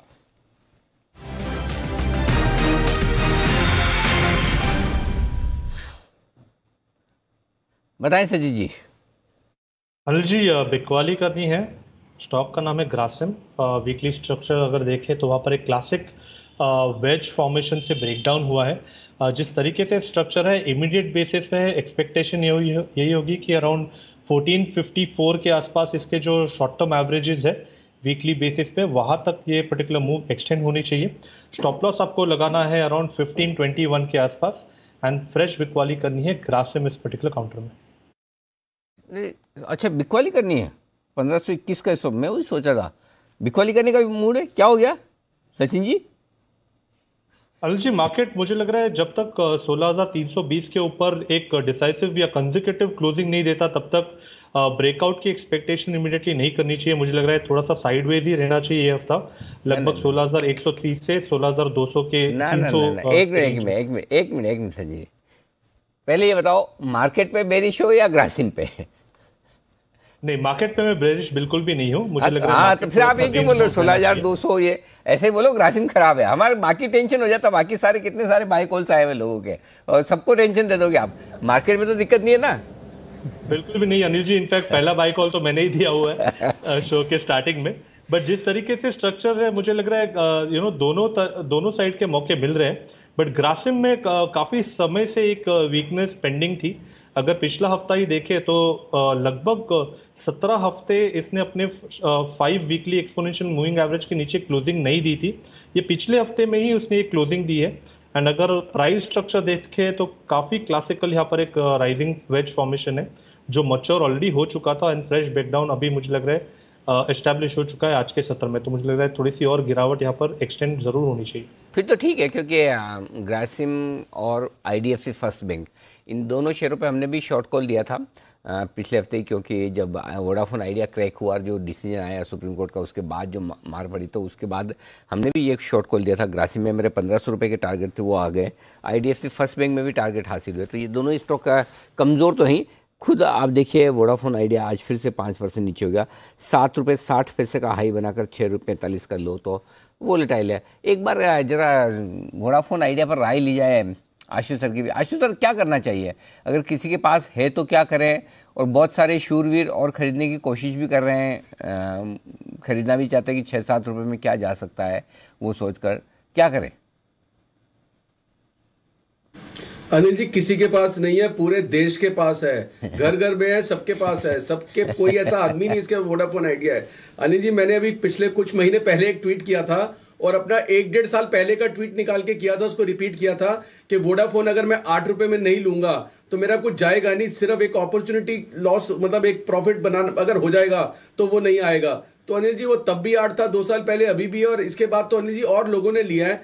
तो ये अनिल जी, मतलब ये तो मतलब एक जो एक होता है ना बिग ट्रैप कैंडिडेट है, तो इसमें अनिल जी कुछ भी नहीं, मतलब ये न्यूज व्यूज से चलते इधर उधर ना, हम रात को, मतलब आप देखोगे व्हाट्सएप में जरा सा वो कुछ पॉजिटिव आती है, पॉजिटिव फॉर वोडाफोन, दन शुरू हो जाते हैं, मतलब जो जिनके पास पड़ा हुआ है। तो अनिल जी, वो उनकी कोई गलती नहीं है, क्योंकि न्यूज ऐसी थी, एक्सपेक्टेशन भी थी कि नहीं यार मरेगी नहीं, कुछ ना कुछ होगा। अपना बच्चा क्लास में फर्स्ट ना भी आए लेकिन थोड़े अच्छे नंबर ले आए, फर्स्ट क्लास आ जाए तो बताए नहीं कोई। और सबके, आप ही खुद कह रहे हो पूरे गांव में सबके घर में वोडाफोन है, तो थोड़ी भी खबर आएगी तो सब बांटेंगे, खुशियां बांटेंगे, मिठाई बांटेंगे, वही होता है बस। अनिल जी, लेकिन वो प्राइस में नहीं आती, वो प्राइस में रिफ्लेक्ट नहीं होती कभी भी खबर। तो अनिल जी, ये बहुत बड़ा साइन है, मतलब इसमें कुछ आनी जानी नहीं है। अनिल जी, इसमें 6 रुपए में क्या बेचेंगे और 9 रुपए में क्या लेंगे, तो अनिल जी कुछ नहीं है, मतलब रखा पड़ा है तो पड़ा ही हुआ है, किसी का क्या कर सकते हो। ठीक बात है, चलिए कोई बात नहीं, कुछ भी ना करें, कुछ भी ना करें। हाँ, कुछ करने जैसे रही भी नहीं। वोडाफोन आइडिया जिनके पास है, वाकई में बड़ा ट्रिकी मामला हो गया, क्योंकि बार बार बंसल जी मुझे पूछते हैं, दीप भी मुझे पूछते हैं क्या करें। तो अब ये क्या है, फंडामेंटल वाली स्टोरी नहीं है, अब ये न्यूज़ वाली स्टोरी है। जिस तरह की खबरें आएंगी उस तरह का स्टॉक ऊपर नीचे होता दिखेगा, क्योंकि फंडामेंटली तो अब कोई ऐसे बचे नहीं है कंपनी में दम वाली बात। लेकिन हाँ, ये ज़रूर है कि अगर कहीं अनिल जी, जी आशु जी बोलिए सर। अनिल जी, लेकिन एक चीज मैं बहुत बोलूंगा कि वो जो आपने बच्चे वाला एग्जाम्पल दिया, उसमें आपने एक बच्चे का विश्लेषण बहुत अच्छे से मार्केट खुलने से पहले ही कर दिया था। जब वो रेट्रो टैक्स का आया था, तब आपने सुबह सुबह बोल दिया था कि खुशियां मत मना लें। हाँ। कि ये मतलब क्वार्टरली, मतलब वो जैसे होता है ना, हाफ ईयरली है, क्लास टेस्ट के एग्जाम है, इस पे कोई लंबा चौड़ा बोर्ड के एग्जाम के नंबर ना बना ले। तो आपने मुझे सुबह ध्यान है, आपने बहुत सही से कह दिया था कि ये पॉजिटिव न्यूज नहीं है, कहीं वोडाफोन वाले बहुत खुश हो जाए। तो अनिल जी, वो मुझे याद बात आई, तो मैंने कहा आपको जरूर रिमाइंड करा दूं। ठीक बात है, क्योंकि वोडाफोन वाले केस, ये इनकम टैक्स कानून पिछली डेट से बदल जाने की वजह से जो उनको रिलीफ मिलेगी, उसकी वजह से पैसा डालेंगे, ये बात कम समझ में आती है। ओके, लेकिन जब बात टेलीकॉम सेक्टर की निकल रही है, तो टेलीकॉम सेक्टर को लेकर जो एक्शन होता दिख रहा है, ढेर सारी चर्चाएं, ढेर सारी बातें, कहानी किससे हैं। कोई कहता है कि कंपनियां डूब जाएगी, कोई कहता है बच जाएगी, कोई कहता है राहत पैकेज आएगा, कोई कहता है सरकार कुछ करेगी। तो क्या वाकई में ऐसा कुछ होने वाला है? कुशल गुप्ता हमारे साथ है बताने के लिए। कुशल, क्या होगा टेलीकॉम सेक्टर का? अनिल जी, काफ़ी कुछ हो सकता है टेलीकॉम सेक्टर में, जिस तरह से अब सरकार जो है इस चीज़ को लेकर जो है काफ़ी स्पेसिफिकेशंस ला रही हैं। खासकर अगर आप देखिए तो जब पीएमओ का इंटरेस्ट इसमें आ गया है, और वो ये कह रहे हैं कि जो डिपार्टमेंट ऑफ टेलीकम्युनिकेशन है उनको ये राहत पैकेज बनाने को कहा गया है। अब राहत पैकेज में क्या कुछ आ सकता है, उसकी भी कहीं ना कहीं अब अंदेशा लगाया जा रहा है, जिसमें सबसे पहला तो यही है कि जो लाइसेंस फीस है उसको करीब 2% की कटौती करने का इंतज़ाम हो सकता है। अगर ऐसा होता है तो जितने भी टेलीकॉम ऑपरेटर्स हैं उनको करीब 3,000 करोड़ रुपए की राहत मिल सकती है। इनफैक्ट अगर आप जिस तरह का क्वांटम है वोडाफोन आइडिया स्पेसिफिकली का जो ग्रॉस डेट है 1,80,000 करोड़ रुपए के सामने 3,000 करोड़ रुपए बहुत ज़्यादा मायने नहीं रखते हैं, पर जितनी भी हेल्प हो सके अभी जिस तरह की स्थिति इसकी बनी हुई है उसको ध्यान में रखकर ये एक अच्छा पॉजिटिव कदम हो सकता है। दूसरा इम्पैक्ट, दूसरा पैकेज में एक चीज़ आ सकती है, वो ये है कि जो स्पेक्ट्रम इंस्टॉलमेंट्स हैं आगे के लिए जो इनको स्पेक्ट्रम की भरपाई करनी है उसको लेकर जो है मॉरेटोरियम और फर्दर एक्सटेंड किया जा सकता है। नवंबर 2019 में ये पहला मॉरेटोरियम एक्सटेंशन मिला था FY21 FY22 के हिसाब से, और इन 2 सालों में कुल मिलाकर ऑपरेटर्स को 42,000 करोड़ रुपए की राहत दी गई थी। अब यही बात है कि अब यहाँ पर वोडाफोन आइडिया को अगर फर्दर एक्सटेंशन मिलता है या फिर पूरे के पूरे टेलीकॉम सेक्टर को स्पेक्ट्रम इंस्टॉलमेंट के लिए जो है राहत मिलती है, तो डेफिनेटली सबसे ज़्यादा अगर बेनिफिट होगा तो वो वोडाफोन आइडिया आइडिया रहेगा। तीसरा यहाँ पर पैकेज में जो चीज़ आ सकती है वो है AGR और स्पेक्ट्रम भुगतान के लिए जो बैंक गारंटी की प्रोविजन की जाती है, जो बैंक गारंटी दी जाती है, उसको वो लोग डू अवे विद कर सकते हैं, तो ये हट सकती है। तो इस स्थिति में अगर आप बाकी प्लेयर्स की बात करें तो वो तो बैंक गारंटी देने में सक्षम है, बट वोडाफोन आइडिया जिसको अभी भी पूंजी जुटाने पर कोई भी अपडेट नहीं है, उनके लिए एक बड़ी राहत का जो है आपको एक कदम देखा जा सकता है अगर राहत पैकेज में इंक्लूड होता है।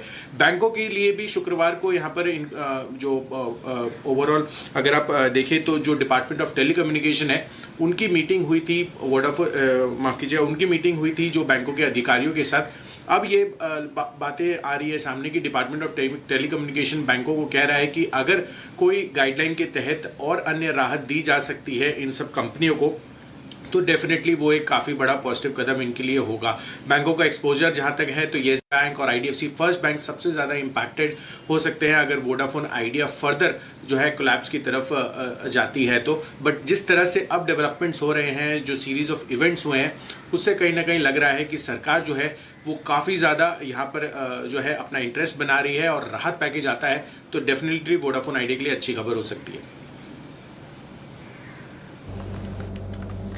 देखते हैं किस तरह के विकल्प को एक्सप्लोर किया जाता है। ऑप्शंस तो ढेर सारे हैं और क्योंकि अब सिचुएशन इतनी खराब हो गई है कंपनी की, तो नज़र भी सबकी बनी हुई है कि सरकार की तरफ से DOT, TRA किस तरह का यहाँ पर एक्शन लेंगे और बैंक्स का क्या व्यू बन रहा है, क्योंकि डेट बहुत ज़्यादा है और कंपनी की खरीदारी, कंपनी की सिचुएशन काफ़ी खराब है इस समय। वोडाफोन आइडिया पर रखिए नज़र, पर आज भारती एयरटेल भी थोड़ी सुस्ती आपको दिखा रहा है। एक अच्छा ब्रेकआउट आया था पिछले हफ्ते, बड़ी तेज़ी दिखी थी। सुमित जी, जो आज डिप आया है भारती एयरटेल पर, इस पर क्या राय है? 600 के लेवल पर खरीदारी करनी चाहिए? थोड़ा सा एक बार वेट करना चाहिए। स्टॉक के अंदर एक अच्छा खासा अपसाइड मूव देखने के बाद थोड़ा सा ऊपरी लेवल पे पॉज देखने को मिल रहा है। थोड़ा सा ऐसा लग रहा है शायद प्रॉफिट बुकिंग आ सकता है। तो नीचे के अंदर अगर 580, 575 तक के लेवल आ जाएंगे तो बहुत बढ़िया वापस से लेवल्स हो जाएंगे बाइंग करने के लिए। जिन्होंने ले रखा है वो होल्ड कर सकते हैं। ऊपर में जैसे ही 620 का लेवल तोड़ेगा 620 ऑन क्लोजिंग बेसिस, तो 650 से लेके 680 तक के लेवल पोजिशनली देखने को मिलेंगे। तो डिप्स में खरीदारी करके चलने का सलाह रहेगा भारतीय एयरटेल में। ओके, तो ये है आपके लिए राय भारतीय एयरटेल पर। नजर रखिए किस तरह का एक्शन काउंटर पर बन रहा है। बट फिलहाल वोडाफोन आइडिया काफी इवेंटफुल मूव रही है, इसमें बड़ी गिरावट, फिर एक तेजी, आज फिर से स्टॉक पर आपको दबाव बनते हुए दिख रहा है। आइए, ये तो रही वोडाफोन आइडिया और टेलीकॉम सेक्टर की बात, पर इसके साथ ही कुछ और स्टॉक्स जो मूवमेंट में हैं वहां पर आप डालिए नजर। पोकरना के नतीजे अभी आपको आते हुए दिखे थे तो उस स्टॉक पर एक्शन बन रहा है। बट इप्का लैब्स, इस पर काफी देर से नजर बनी हुई है और अब एक ब्रेकआउट के संकेत आ रहे हैं। बंसल जी, 5% ऊपर है इप्का लैब्स, क्या चल रहा है इस चार्ट में और यहां से ट्रेड की कोई राय बनती है सर?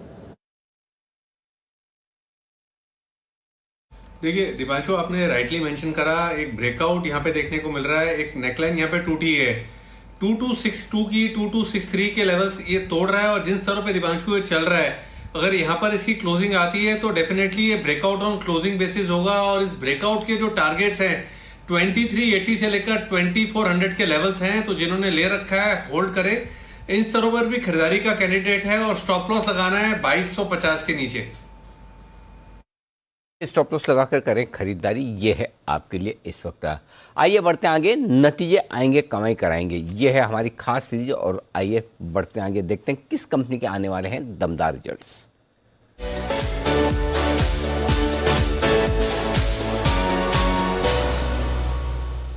कुशल गुप्ता है हमारे साथ तैयार। कुशल, बताइए कौन सी कंपनी है जिसके आने वाले हैं बेहतरीन रिजल्ट्स?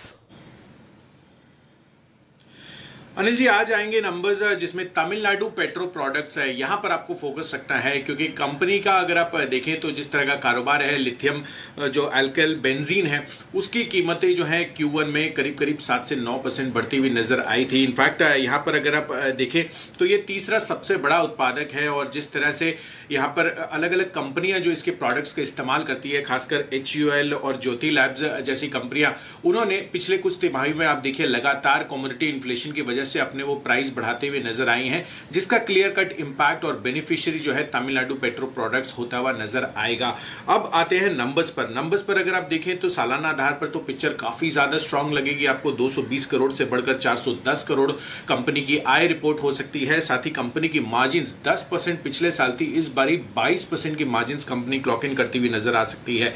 मुनाफे पर भी कंपनी का काफी अच्छा इंपैक्ट होगा। 13 करोड़ के मुकाबले 81 करोड़ का मुनाफा कंपनी के बुक्स में आपको देखने को मिल सकता है। ये तो हो गई सालाना आधार पर अगर आप क्वार्टर ऑन क्वार्टर बेसिस भी पिक्चर देखेंगे तो वो भी काफी पॉजिटिव है इसमें, जिसमें आय जो है 350 करोड़ से बढ़कर 410 करोड़ का हम अनुमान करके चल रहे हैं, क्योंकि डेफिनेटली प्राइस हाइक जिस तरह की हुई है उससे इनकी रियलाइजेशंस में काफी बड़ा सुधार आता हुआ नजर आएगा। और साथ ही कंपनी की मार्जिन भी 20.6% से बढ़कर 22% हम क्लॉक इन करते हुए नजर आ सकते हैं। कंपनी के मुनाफे में भी अच्छा खासा उछाल रहेगा। 64 करोड़ का बेस है क्वार्टर ऑन क्वार्टर बेसिस पर, और इस बारी 81 करोड़ का मुनाफा कंपनी दर्ज कर सकती है। तो दोनों ही आधार पर, तिमाही आधार पर और साथ ही सालाना आधार पर कंपनी काफी बेहतर साइड पर प्रदर्शन कर सकती है।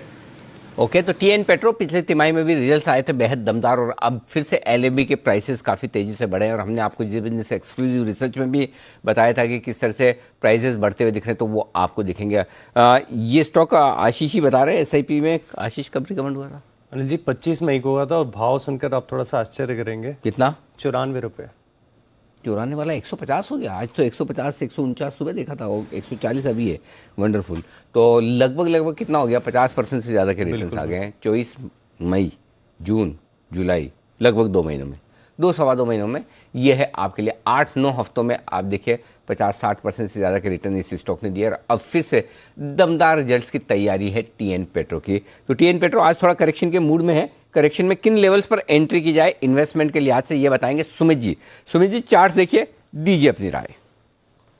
अनिल जी, ये स्टॉक के अंदर लोअर लेवल्स पे खरीदारी करने का ही सलाह रहेगा। ये स्टॉक के अंदर मेरे को लगता है कि आने वाले दिनों में थोड़ा सा पोजीशन नजरिया लेके चलेंगे तो एक अच्छा अपसाइड मूव ऊपर का देखने को मिलेगा। वैसे भी स्टॉक का ट्रेंड मजबूत है, छोटा मोटा प्रॉफिट बुकिंग जरूरी है, आना भी चाहिए। तो ये प्रॉफिट बुकिंग देखने को मिल सकता है 130 से लेके 135 तक। ऐसा कोई भी डिप अगर नीचे में देखने को मिलता है तो लोअर लेवल्स पे खरीदारी करनी है। ऊपर में 150 के ऊपर क्लोजिंग मिलने के बाद 175 से 180 तक का मूव आने वाले दिनों में टीएन पेट्रो में देखने को मिलेगा।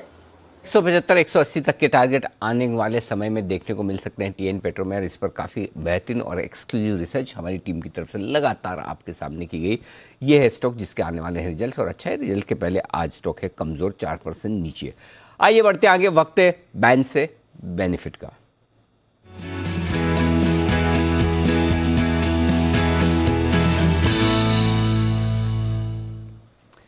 4 और 2 6 स्टॉक है बैन में। अनिल जी 5 स्टॉक है बैन में। 5 स्टॉक है। इंडिया बुल्स हाउसिंग फाइनेंस है, माफ कीजिएगा 6। हाँ जी आप बराबर बराबर। हाँ ठीक है। तो कौन आएगा बाहर? बाहर तो कोई भी नहीं आ रहा। कोई भी स्टॉक ऐसा नहीं जिसकी मार्केट वाइड पोजीशन लिमिट अगर आप देखें तो 80% से नीचे आई हो। तो 6 के 6 जो स्टॉक हैं वो बैन में बने रहेंगे। और अच्छी बात है कि कोई फ्रेश एंट्री भी नहीं हो रही। कोई भी स्टॉक ऐसा नहीं है जिसने मार्केट वाइड पोजीशन लिमिट जो है 95% के ऊपर हो। हालांकि अगर कोई स्टॉक जल्दी बैन में आएगा वो है टाटा पावर। यहाँ पर पोजीशंस लगातार बढ़ती जा रही हैं, लेकिन 95% के मार्क को अभी भी क्रॉस नहीं किया। फिलहाल भी अगर आप देखें तो करीब 92.5% है मार्केट वाइड पोजीशन लिमिट। तो एंट्री तो नहीं हो रही टाटा पावर की, लेकिन नज़र रखेंगे बाकी के जो 6 स्टॉक बैन में है वो बैन में बने रहेंगे।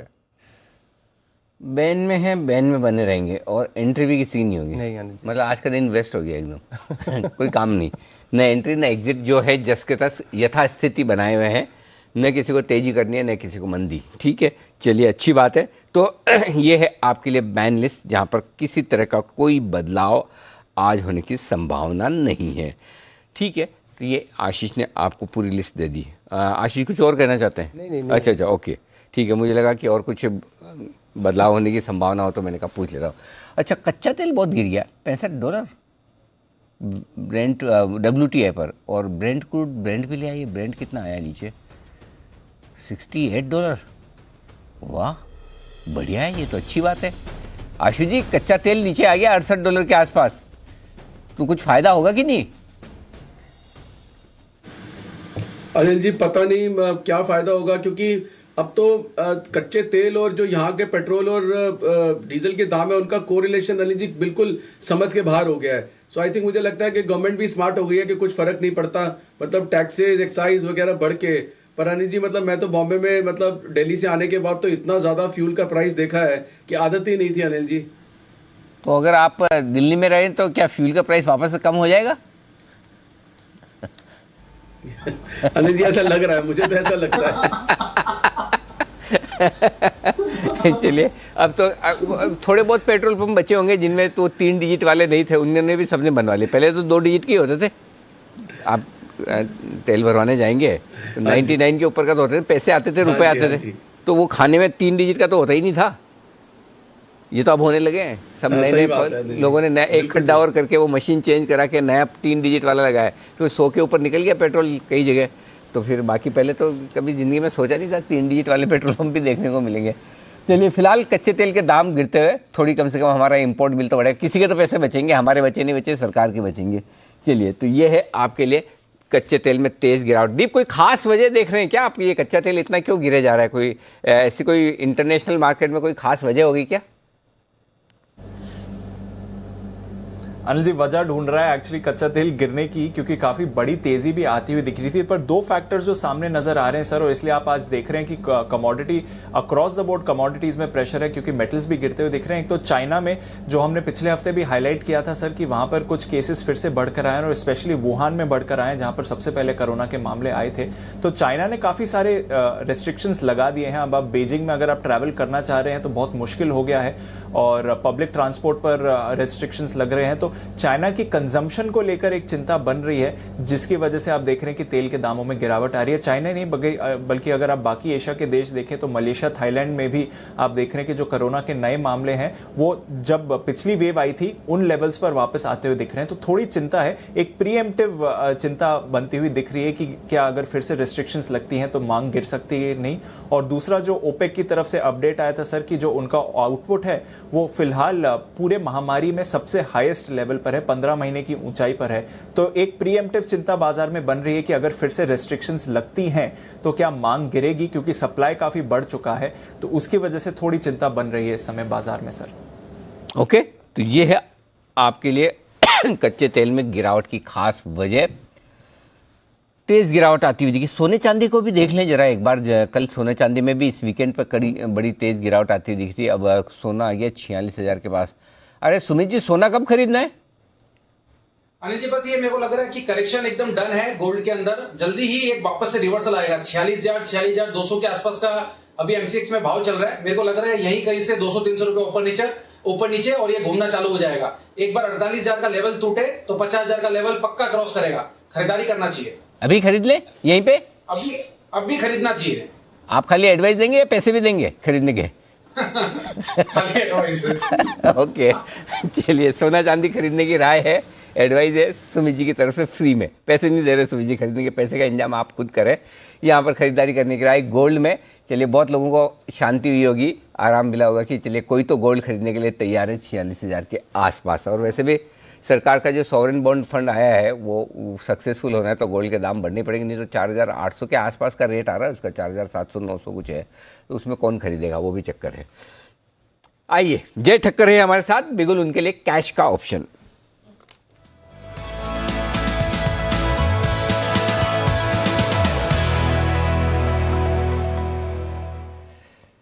बताएं जय, क्या करना है? Very good afternoon to Anil ji. Anil ji, morning में तो बैंक निफ्टी दिया था, उसमें तो अच्छा खासा मुनाफा हुआ। अब निफ्टी देना है अनिल जी। यहाँ पे खरीदना है 16,150 के स्ट्राइक का कॉल ऑप्शन 12 अगस्त का 137 पर अभी ट्रेड कर रहा है। इसको खरीदना है अनिल जी। आज का डेज लो करीब 87 के आसपास है। हम स्टॉप लॉस रखते हैं उसके थोड़ा नीचे 85 का, बट क्लोजिंग बेसिस के ऊपर हिसाब से मैं स्टॉप लॉस प्लेस करने की सलाह दूंगा। 137 पे खरीदे, 85 का स्टॉप लॉस लगाए और ना क्लोजिंग बेसिस 16,150 का कॉल निफ्टी पर in the money call option है। अनिल जी, इसके टारगेट जो ऊपर बनेंगे, फर्स्ट टारगेट राउंड फिगर बन रहा है 190 का, सेकंड टारगेट जो इसका बन रहा है वो 216 का है, 190, 216। ये 2 टारगेट्स के लिए खरीद कर चल सकते हैं। मुझे ऐसा लग रहा है कि निफ्टी में फिर ये जो डिप है Anil ji should be utilise as a buying opportunity. In fact morning में भी हमारी वही स्ट्रैटेजी थी, जब बैंक निफ्टी ऊपर था एंड वहाँ पे हमने प्रॉफिट बुक किया एंड बैंक निफ्टी नीचे था तो वो डिप को यूटिलाइज किया as a buying opportunity because overall मुझे अभी भी लग रहा है कि निफ्टी का ट्रेंड काफ़ी पॉजिटिव है, लो लेवल्स पर काफ़ी अच्छा सपोर्ट है, बाइंग इंटरेस्ट देखने मिल रहा है। 16,100 150 एक अच्छी सपोर्ट रेंज है निफ्टी में, ऊपर में 16,400 450 तक के पोजिशनल लेवल्स निफ्टी में देखने मिल सकते हैं, तो इसीलिए 16,150 का कॉल रिकमेंड कर रहा हूँ। ओके 16,150 का in the money call option खरीदें और देखिए कहाँ से एकदम निचले स्तरों से निफ्टी लगभग 100 पॉइंट की रिकवरी दिखाता हुआ आप 16,180 के आसपास का लो बनाया था और 16,275 के 270 के आसपास पहुंचता हुआ तो काफ़ी बेहतरीन रिकवरी आती थी कि सपोर्ट लेवल, पहले इंपॉर्टेंट सपोर्ट लेवल पर बाजार सपोर्ट लेकर घूम रहे हैं, ये संकेत साफ आते दिख रहे हैं। ये तब होता दिख रहा है जब डाउ फ्यूचर 100 अंक नीचे, उसके बावजूद भारतीय बाजारों को डर नहीं है, मजबूती के साथ कारोबार होता हुआ दिख रहा है। बिगुल वागले साहब के लिए वागले का वंडर।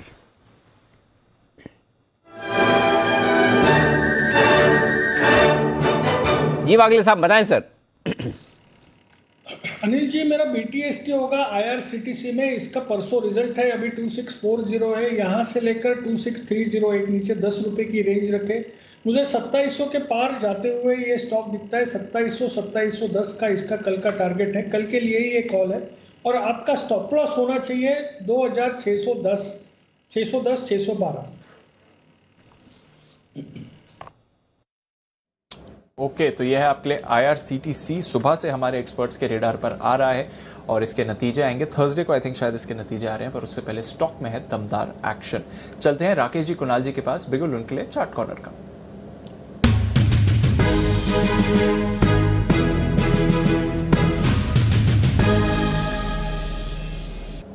बताएं सर।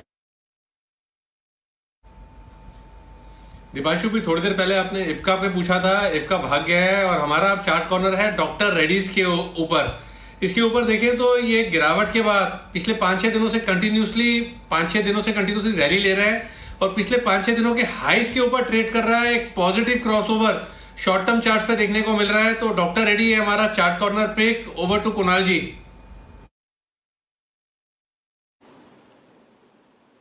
देखिए दीपांशु, एक टर्न अराउंड का, एक पुल बैक का कैंडिडेट है डॉक्टर रेड्डीज। बड़ी गिरावट के बाद अब स्टॉक में एक बेस बन गया है, ब्रेकआउट आता हुआ इंट्राडे चार्ट्स पर नजर आ रहा है और इसको पुल बैक में ही ये स्टॉक काफी बड़ा उछाल दिखा सकता है। तो बाय करके चलने की हमारी राय है। 4750 पर 4750 रुपए पर स्टॉप लॉस रख लें। पहला टारगेट इसमें 4900 का होगा, दूसरा टारगेट 4960 4960 का होगा। तो 4960 के इवेंचुअल टारगेट के लिए डॉक्टर रेड्डीज में खरीदारी करें। नतीजों के बाद भारी गिरावट के बाद अब संभलते हुए दिख रहा है डॉक्टर रेड्डी। जब नतीजे आए थे उसके बाद 2 दिन में 15% करीब टूट गया था स्टॉक, अब रिकवरी के आसार इस पर आ रहे हैं। देखते हैं सुमित जी को क्या पसंद है, बिगुल उनके लिए सुमित के सुपरहिट।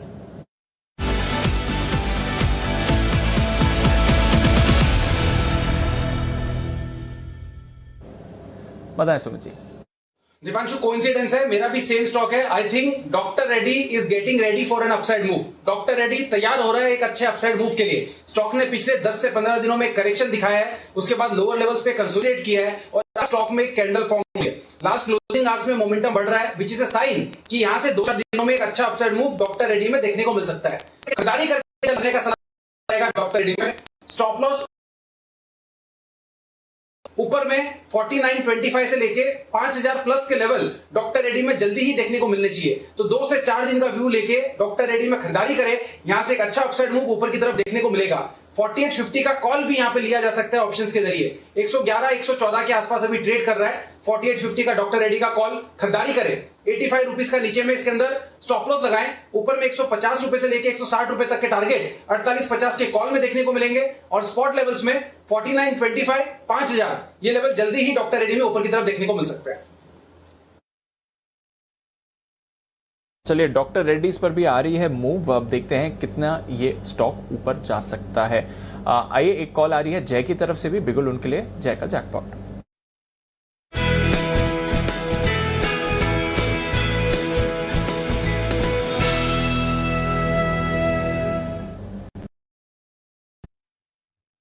दीपांशु, खरीदना है इन्फोसिस का 1660 के स्ट्राइक का कॉल ऑप्शन, 22 रुपए 50 पैसे 23 रुपए ये रेंज में अभी मिल रहा है। दीप यहाँ पे मुझे क्लियरली एक सिमेट्रिकल ट्रायंगल पैटर्न फॉर्म होते हुए नजर आया। मुझे ऐसा लग रहा है कि इसका ब्रेकआउट ऊपर की तरफ होते हुए नजर आएगा हमें। यहाँ पे स्टॉप लॉस आपका रहना चाहिए 17.40 का। पहला टारगेट जो इसका बन रहा है वो है 31.20 का। सेकेंड टारगेट बन रहा है 38 का। 31.20, 38 ये दो टारगेट्स के लिए आप खरीदे। 17.4 का स्टॉप लॉस रहेगा इन्फोसिस पर। दीप मुझे ऐसा लग रहा है कि ये जो रेंज इन्फोसिस में बनी है 1680 से लेके नीचे में लगभग 1640, ये 40 पॉइंट की रेंज का ब्रेकआउट हमें ऊपर की तरफ देखने मिलेगा। और इसका एक्सटेंडेड टारगेट जो ऊपर में रहेगा वो 1710 से लेके 1730 का रहेगा। सो इस लिहाज से मुझे ऐसा लग रहा है 1660 का at the money call option सही रहेगा। ओके, तो इन्फोसिस पर करिए खरीदारी, डॉक्टर रेड्डीज पर करिए खरीदारी। थोड़ा सा आप देख रहे हैं डिफेंसिव्स की तरफ बाजार का फोकस बन रहा है। सुबह से आईटी स्टॉक्स में भी हल्का सा एक्शन बना हुआ है, हालांकि बैंक्स भी होल्ड आउट कर ही रहे हैं और बैंक निफ्टी में भी आपको अच्छा मोमेंटम दिख रहा है। बट कुछ डिफेंसिव स्टॉक्स भी ऐसे हैं जहां पर आपको तेजी आती हुई दिख रही है, तो नजर रखिए इस स्पेस पर। इस बीच M&M पर फ्रेश मूव आती हुई दिख रही है। सुबह एक अच्छी मूव आई थी, अब वापस मोमेंटम में आते हुए दिख रहा है M&M। कुणाल जी, सुबह चार्ट कॉर्नर की पिक थी, उसके बाद थोड़ा कंसोलिडेट किया, स्टॉक अब फिर मूव कर रहा है। तो किसी ने अगर सुबह नहीं खरीदा हो सर, तो ये लेवल है खरीदने का?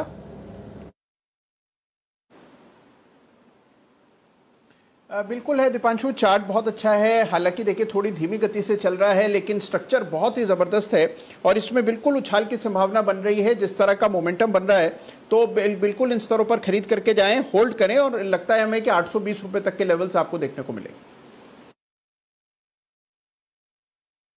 ओके, तो नजर रखिए M&M पर आपको मूवमेंट आते हुए दिख रहा है। टॉप गेनर है इस समय निफ्टी का और थोड़े कंसोलिडेशन के बाद फिर से इस पर एक मूव आ रही है।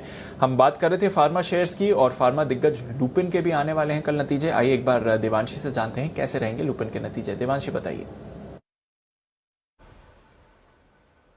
लुपिन के नतीजे साल दर साल, साथ ही अगर आप क्वार्टर ऑन क्वार्टर कंपेयर करते हैं तो दोनों ही लिहाज से जो नंबर्स हैं वो काफ़ी मजबूत आने के ही अनुमान लगाया जा रहा है। अब देखिए जो डोमेस्टिक बिजनेस है वहाँ पे काफ़ी अच्छी ग्रोथ देखने मिल सकती है और इसी के चलते आप देखेंगे कि जो मुनाफा है वहाँ पे एक अच्छा जंप आता हुआ दिखेगा। इनकी जो कामकाजी खर्च है वो कम होते हुए दिखेंगे।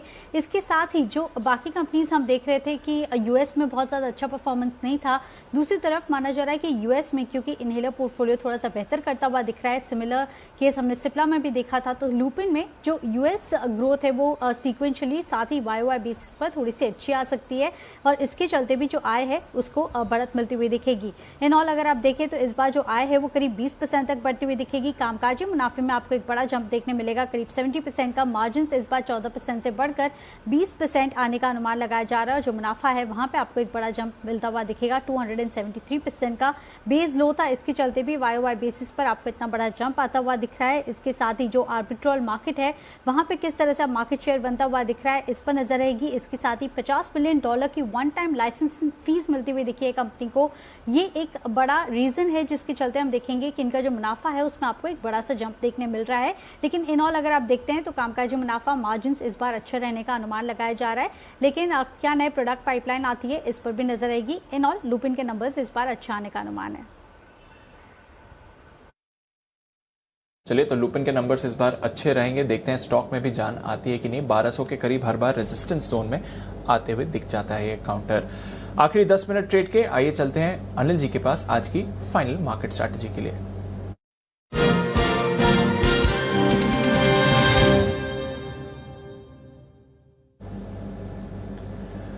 और सर, नतीजों के लिए मैं आपके पास आता हूं और जानता हूं किस तरह की मार्केट स्ट्रैटेजी इस समय बढ़ रही है। इससे पहले TN पेट्रो सर, जिसके बारे में हम बात कर रहे थे, अभी नतीजे आएंगे, कमाई कराएंगे हमें, अच्छे नतीजे आते हुए दिख रहे हैं। हालांकि स्टॉक अभी रिएक्ट नहीं कर रहा है। 14 करोड़ से मुनाफा बढ़कर 56 करोड़ का आते हुए दिखा है। तो डायरेक्ट 4 गुना उछाल आपने मुनाफे में देखा है। आय भी अगर आप देखें 220 करोड़ से बढ़कर 461 करोड़ की आई, यानी कि 2 गुना से ज्यादा आपने आय में उछाल दिखा है, 4 गुना से ज्यादा आप मुनाफे में भी उछाल आते हुए देख रहे हैं जहां तक TN पेट्रो का सवाल है। तो नतीजे आएंगे, कमाई कराएंगे सर। नतीजे तो अच्छे आते हुए दिख रहे हैं TN पेट्रो के। अब देखते हैं स्टॉक भी इस पर रिएक्ट करता है कि नहीं। पर जहां तक मार्केट्स का सवाल है, ग्लोबल मार्केट्स को अगर आप देखें, डाउ फ्यूचर्स 100 पॉइंट से सुस्त है, कुछ बदलाव नहीं हुआ है। यूरोप में हल्की गिरावट है। आज ज्यादा एक्शन सर कमोडिटीज में ही है। 4% नीचे कच्चा तेल, 1% नीचे गोल्ड, 2% नीचे सिल्वर और बेस मेटल्स पर भी भारी दबाव आज बना हुआ है। तो थोड़े कमोडिटी बाजार कमजोर हैं, ग्लोबल मार्केट्स हल्की सी सुस्ती दिखा रहे हैं। हम क्या करके जाएं सर? दीप, वैसे तो कमोडिटी बाजार का थोड़ा सा देख लें बिकवाली वाला मामला, अदरवाइज तो सारे सब कुछ ठीक है मामला, कहीं कोई दिक्कत वाली बात है नहीं भारतीय बाजारों के लिए। और निफ्टी और सेंसेक्स भी और बैंक निफ्टी भी अच्छी क्लोजिंग दे रहे हैं। वापस से बैंक निफ्टी एक बार 36,000 के ऊपर क्लोज देने को तैयार है। दिक्कत ये कि 36,000 के ऊपर एक दिन क्लोज देता है, फिर वापस एक दो दिन नीचे आ जाता है, फिर वापस ऐसा लगता है कि इस बार ब्रेकआउट की तैयारी होता ही नहीं होता, कल पता चलेगा। लेकिन क्लोजिंग जो हो रही है वो तो अच्छी ही हो रही है, इसमें कोई डाउट नहीं है। तो मेरे ख्याल से आपकी तेजी की पोजीशन बरकरार रखें। निफ्टी में अगर आपकी तेजी की पोजीशन है, सामने 16,400 का एक कॉल बेच दें या फिर 16,100 का एक पुट खरीद लें फ्यूचर्स की पोजीशन के सामने। बैंक निफ्टी का जहाँ तक सवाल है, या तो आप 35,800 का एक पुट खरीद लें ताकि आपकी सेफ्टी हो जाए, या 36,500 का एक कॉल भेज दें। आइदर थिंग इज़ फाइन, लेकिन आप अपनी तेजी की पोजीशन को बरकरार रख सकते हैं। इस बीच कहीं कोई दिक्कत वाली बात है नहीं। दूसरा, जिस रिजल्ट की आप बात कर रहे थे, टीएन पेट्रो वाकई में दमदार रिजल्ट है। मार्जिन 10% से बढ़कर 17%, मुनाफा मतलब 3-4 गुना लगभग होता हुआ दिखा है।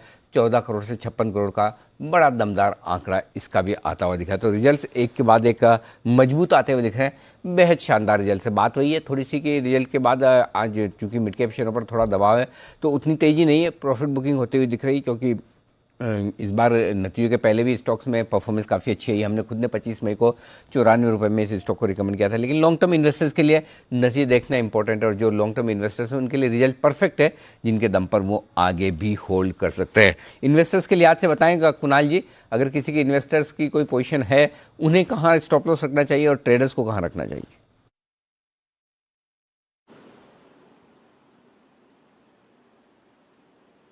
अरे जी, टीएन पेट्रो पर सवाल है। जी जी जी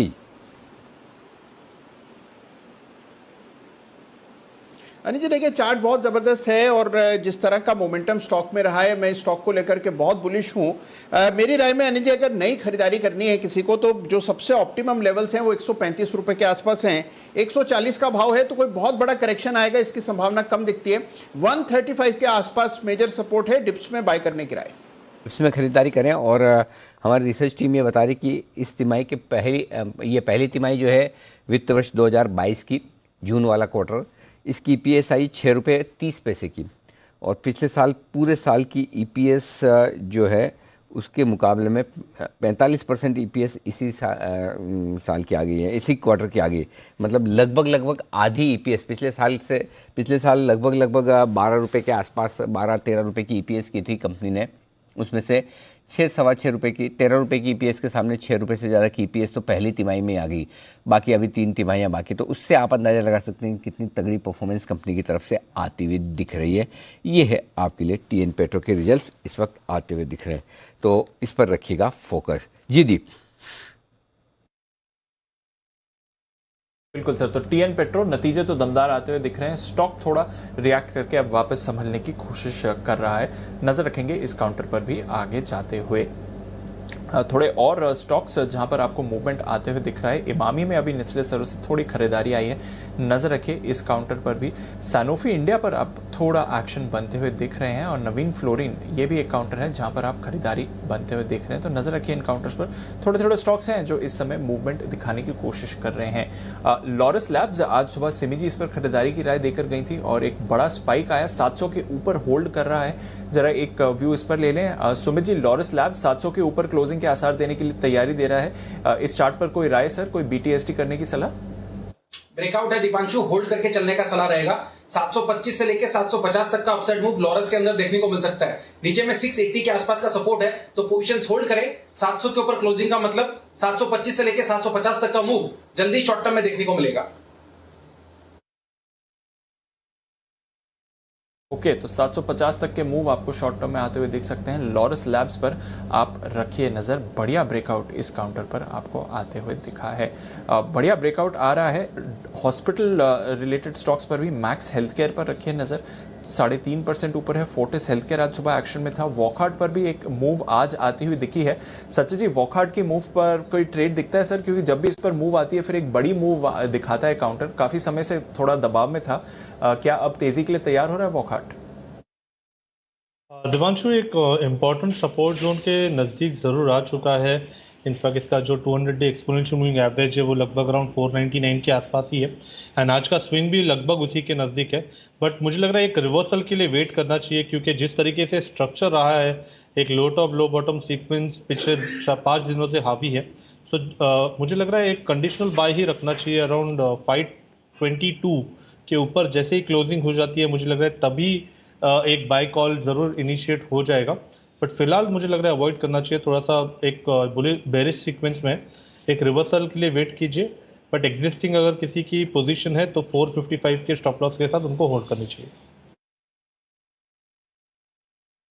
ओके तो यह है आपके लिए वो खाट, उस पर रखे नजर। कुछ हेल्थ केयर फार्मा से जुड़े स्टॉक्स पर आपको एक्शन बनते हुए दिख रहा है, पर आज था दिन बैंक्स का, क्योंकि आप वैसे तो बाजार की ब्रेथ थोड़ी नेगेटिव देख रहे हैं। निफ्टी पर 20 स्टॉक्स पॉजिटिव, 30 स्टॉक्स नेगेटिव आपको दिखेंगे क्लोजिंग में जाते हुए, बट बैंक निफ्टी 200 पॉइंट ऊपर है, 36,000 के ऊपर क्लोजिंग के आसार दे रहा है, और इसलिए आप निफ्टी पर भी हल्की बढ़त के साथ क्लोजिंग देख रहे हैं। Axis bank, IndusInd bank, ICICI bank, यहां पर आपने देखी है खरीदारी। एचडीएफसी बैंक, इसने दिया है बहुत बड़ा सहारा, और साथ ही कोटक बैंक, इस पर भी पॉजिटिव मूव आपको बनते हुए दिखा है। साथ ही बजाज फिनसर्व, इस पर आई है खरीदारी। सुबह से आईटी स्टॉक्स में मूवमेंट आ रहा है। टेक महिंद्रा, इन्फोसिस दोनों ही पॉजिटिव टेरिटरी में क्लोज कर रहे हैं। टीसीएस से भी सहारा, और एचयूएल यहां पर भी आपको पॉइंट वाइज सहारा मिला है बाजार में।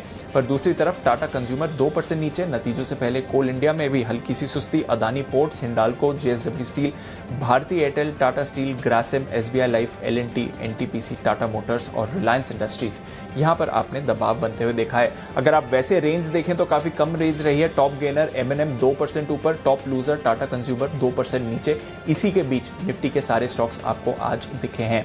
वायदा कारोबार की बात करें तो आईआरसीटीसी, इसके आने वाले हैं थर्सडे को नतीजे, एंड मोर इंपॉर्टेंटली शेयर विभाजन पर भी कंपनी डिसाइड करने वाली है, बोर्ड डिसाइड करने वाला है, तो उसका एक्साइटमेंट आप स्टॉक पर देख रहे हैं। वायदा कारोबार का टॉप गेनर 6.5% ऊपर, सुबह से ही काफी एक्टिव है। पीरामल एंटरप्राइजेस 5% ऊपर, पीवीआर यहां पर अच्छी खरीदारी। Tata chemicals, Deepak nitrite, Navin fluorine, इन सभी स्टॉक्स में आपने मूवमेंट आते हुए देखा है। MNM, HDFC, AMC, AU small finance bank, नतीजों के बाद city union bank, Trent, Alkem lab, doctor Reddy's, Britannia, InterGlobe, Cipla और नेस्ले, यहां पर भी खरीदारी का ही माहौल रहा है। दूसरी तरफ भारी गिरावट नतीजों के बाद नैल्को में, हालांकि वायदा कारोबार के बैन में था, पर 12% टूटा है ये काउंटर, और दमदार नतीजों के बावजूद 5% की गिरावट आपको सेल में दिखी है। स्ट्राइड्स में भी 7.5% की गिरावट, बालकृष्ण और एस्ट्रल पर भी नतीजों का ही रिएक्शन, साथ ही टोरेंट फार्मा 4 से 5% की गिरावट इन सभी काउंटर्स में। बैंक ऑफ बड़ौदा एक और नतीजों का रिएक्शन 3% नीचे, और बीईएल जहां पर नतीजे काफी खराब थे पर इन बाकी स्टॉक्स के सामने देखेंगे तो सिर्फ 3% नीचे ही बंद हो रहा है। टाटा पावर सभी पैमानों पर नतीजे अनुमान से काफी अच्छे थे, पर यहां पर भी आपने 2.5% की गिरावट देखी है। तो अच्छे नतीजों के बावजूद कुछ स्टॉक्स हैं जहां पर आपको प्रेशर बनते हुए दिखा है। कैश स्टॉक्स में अच्छा एक्शन था। रोलेक्स रिंग्स, इसकी हुई है आज लिस्टिंग पर दमदार एक्शन भी आपको आते हुए दिखा। 40% ऊपर था ये काउंटर, बट देन अगर आप टुवर्ड्स एंड ऑफ ट्रेड देखें तो 30% की गेन्स के साथ ही क्लोज आउट हो रहा है। तो अच्छा डेब्यू रहा रोलेक्स रिंग्स का अपने पहले दिन पर। MTR tech recently listed companies में देखें 9.5% नीचे। बारबेक्यू नेशन यहां पर आपको 5% की गिरावट। इंडिगो पेंट्स यहां पर भी आपको प्रेशर बनते हुए दिखा। पर दूसरे तरफ सोना बीएलडब्ल्यू नतीजों के बाद 15% ऊपर ये काउंटर आपको आज दिखाए, तो बढ़िया मूव उस पर आती हुई दिखी है।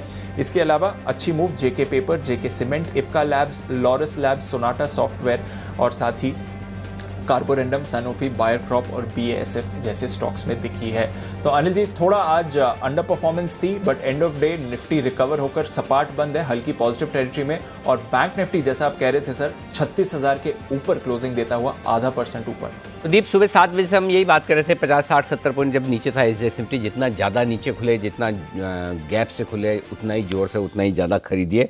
खुला उतना नीचे नहीं बल्कि ऊपर खुला, और ऊपर खुलने के बाद नीचे आया, नीचे उसी रेंज में आया जहां से आपको खरीदारी करनी थी। 16,125, 16,200 की रेंज में, वहीं से बॉटम बनाकर और 35,600 के आसपास बॉटम बनाकर बैंक निफ्टी ने भी शानदार रिकवरी दी। निचले स्तरों से 100 पॉइंट सुधरा निफ्टी, तो 500 पॉइंट्स की आसपास की रिकवरी रही बैंक निफ्टी में। तो बेहतरीन ट्रेडिंग सेशन, पूरी की पूरी तेजी जो बनी वो आपकी स्क्रीन पर बनी है। डे हाई के आसपास आप डे हाई तो नहीं बोलूँगा, डे हाई नहीं, लेकिन हाँ ऊपर निचले स्तरों से रिकवर होकर बंद हुए, और वो भी तब जब डाउ फ्यूचर्स आपका बहुत ज़्यादा साथ नहीं दे रहे हैं। डाउ फ्यूचर्स हल्के लाल निशान में दिख रहे हैं, 75-80 पॉइंट नीचे। तो उस हिसाब से अगर आप देखेंगे तो अमेरिका में बहुत मजबूत ट्रेडिंग सेशन की अभी तो उम्मीद नहीं है, बाद में हो जाए तो एक अलग बात है। ये है आपके लिए आज का मार्केट का ट्रेडिंग सेशन इस वक्त है। आइए बढ़ेंगे आगे, और आगे बढ़ने से पहले मैं आपको बता दूं आज शाम का क्या है विशेष आयोजन। शाम 5 बजे आपकी खबर आपका फ़ायदा। ICMR की तरफ से एक चौंकाने वाली रिपोर्ट आई है और रिपोर्ट ये है कि इसमें ICMR ने कोरोना की दोनों वैक्सीन यानी कि कोविशील्ड और कोवैक्सीन के डोज के मिक्स एंड मैच की सिफारिश की है। हालांकि अंतिम फैसला सरकार को लेना है, लेकिन ICMR ये कहता है कि डोज का मिक्सिंग एंड मैचिंग न सिर्फ पूरी तरह से सुरक्षित है बल्कि इससे ज़्यादा इम्यूनिटी बेहतर हासिल हो सकती है। भारत ही नहीं, दुनिया के कई और सारे देश हैं जो वैक्सीन के डोज को मिक्सिंग एंड मैचिंग पर काम कर रहे हैं। ऐसे में सवाल ये उठता है कि डोज को मिक्स करने से क्या कुछ साइड इफ़ेक्ट्स होंगे, दो अलग अलग तरह की वैक्सीन लेने से क्या कुछ फ़ायदा हो सकता है, या ऐसा भी हो सकता है कि एक डोज पहला ले लें किसी एक का, दूसरा किसी और का ले लें। ढेर सारे आपका आ सकते हैं वो कॉम्बिनेशन वाले। तो ये सब मुद्दे हैं जिन पर बात करेंगे। सुरक्षा का मिक्स डोज। आज हमारे साथ होंगे दो खास मेहमान। ICMR के पूर्व DG प्रोफेसर NK गांगुली साहब होंगे और फोर्टिस मुलन में ICU के हेड और महाराष्ट्र कोविड टास्क फोर्स के मेंबर डॉक्टर राहुल पंडित साहब भी होंगे हमारे साथ, और मैक्स हॉस्पिटल में senior consultant doctor Manoj Kumar जुड़ेंगे हमारे साथ। तो क्या वैक्सीन का मिक्स एंड मैच कोरोना के खिलाफ लड़ाई में नया हथियार बनेगा? इस सवाल का जवाब जानने के लिए जरूर देखिए हमारी खास पेशकश सुरक्षा का मिक्स डोज। बंसल जी, क्या कुणाल जी को ये मिक्स एंड मैच वाली वैक्सीन लगवा दी जाए? नहीं अनिल जी, बिल्कुल लगवानी चाहिए, बट कुणाल जी तो अनिल जी उनको देसी पे विश्वास नहीं है। वो वेट कर रहे हैं फाइजर की वैक्सीन या मॉडर्ना की वैक्सीन की वेट कर रहे हैं। कितनी बार मैं उनको ऑफर दे चुका हूँ कि एक पढ़ा लिखा एजुकेटेड मेरा ऐसा ड्राइवर उनको घर से पिक करके वैक्सीनेशन लगवा के घर पे ड्रॉप कर देगा, बट उनका स्टैंड बड़ा क्लियर है कि विदेशी लगवाऊंगा अनिल जी। और जब भी आपको है ना बंसल जी पिकअप करने आए एज ए ड्राइवर, तो आप पीछे बैठेगा, आगे मत बैठेगा, बराबर वाली सीट पे पीछे बैठेगा। लोग सोचेंगे अरे कुणाल जी किस, ये तो पता नहीं पीछे कौन बैठा, लेकिन आगे जो बैठा है वो बहुत बड़ा, मतलब पीछे जो बैठा है वो बहुत बड़ा आदमी। बंसल जी जिसके ड्राइवर हो वो बहुत बड़े आदमी माने जाएंगे। कुणाल जी अब लगवा लो ना वैक्सीन, अब किसका इंतजार कर रहे हो आप?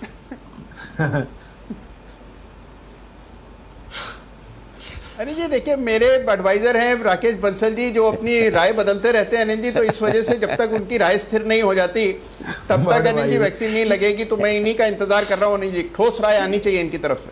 नहीं, वो तो उस जिस वक्त जो राय देते हैं वो तो उस समय स्थिर ही है, वो तो भाव के हिसाब से, जैसे अभी 22 दिया, भाव गिर गया, बाद में सेल भी हो सकता है, वैसे ही हाल है। देखिए अब आप चार्टिस्ट से राय लेंगे तो राय तो बदलेगी ना।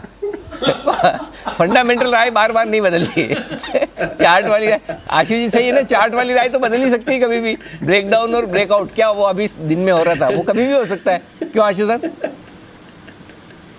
बिल्कुल अनिल जी, आपने सही पकड़ा है, बिल्कुल 100% आई एग्री विद यू। चलिए बढ़िया है। Pfizer, Moderna, Johnson and Johnson भी अब तो आ रही है और स्पुतनिक आ ही चुकी है।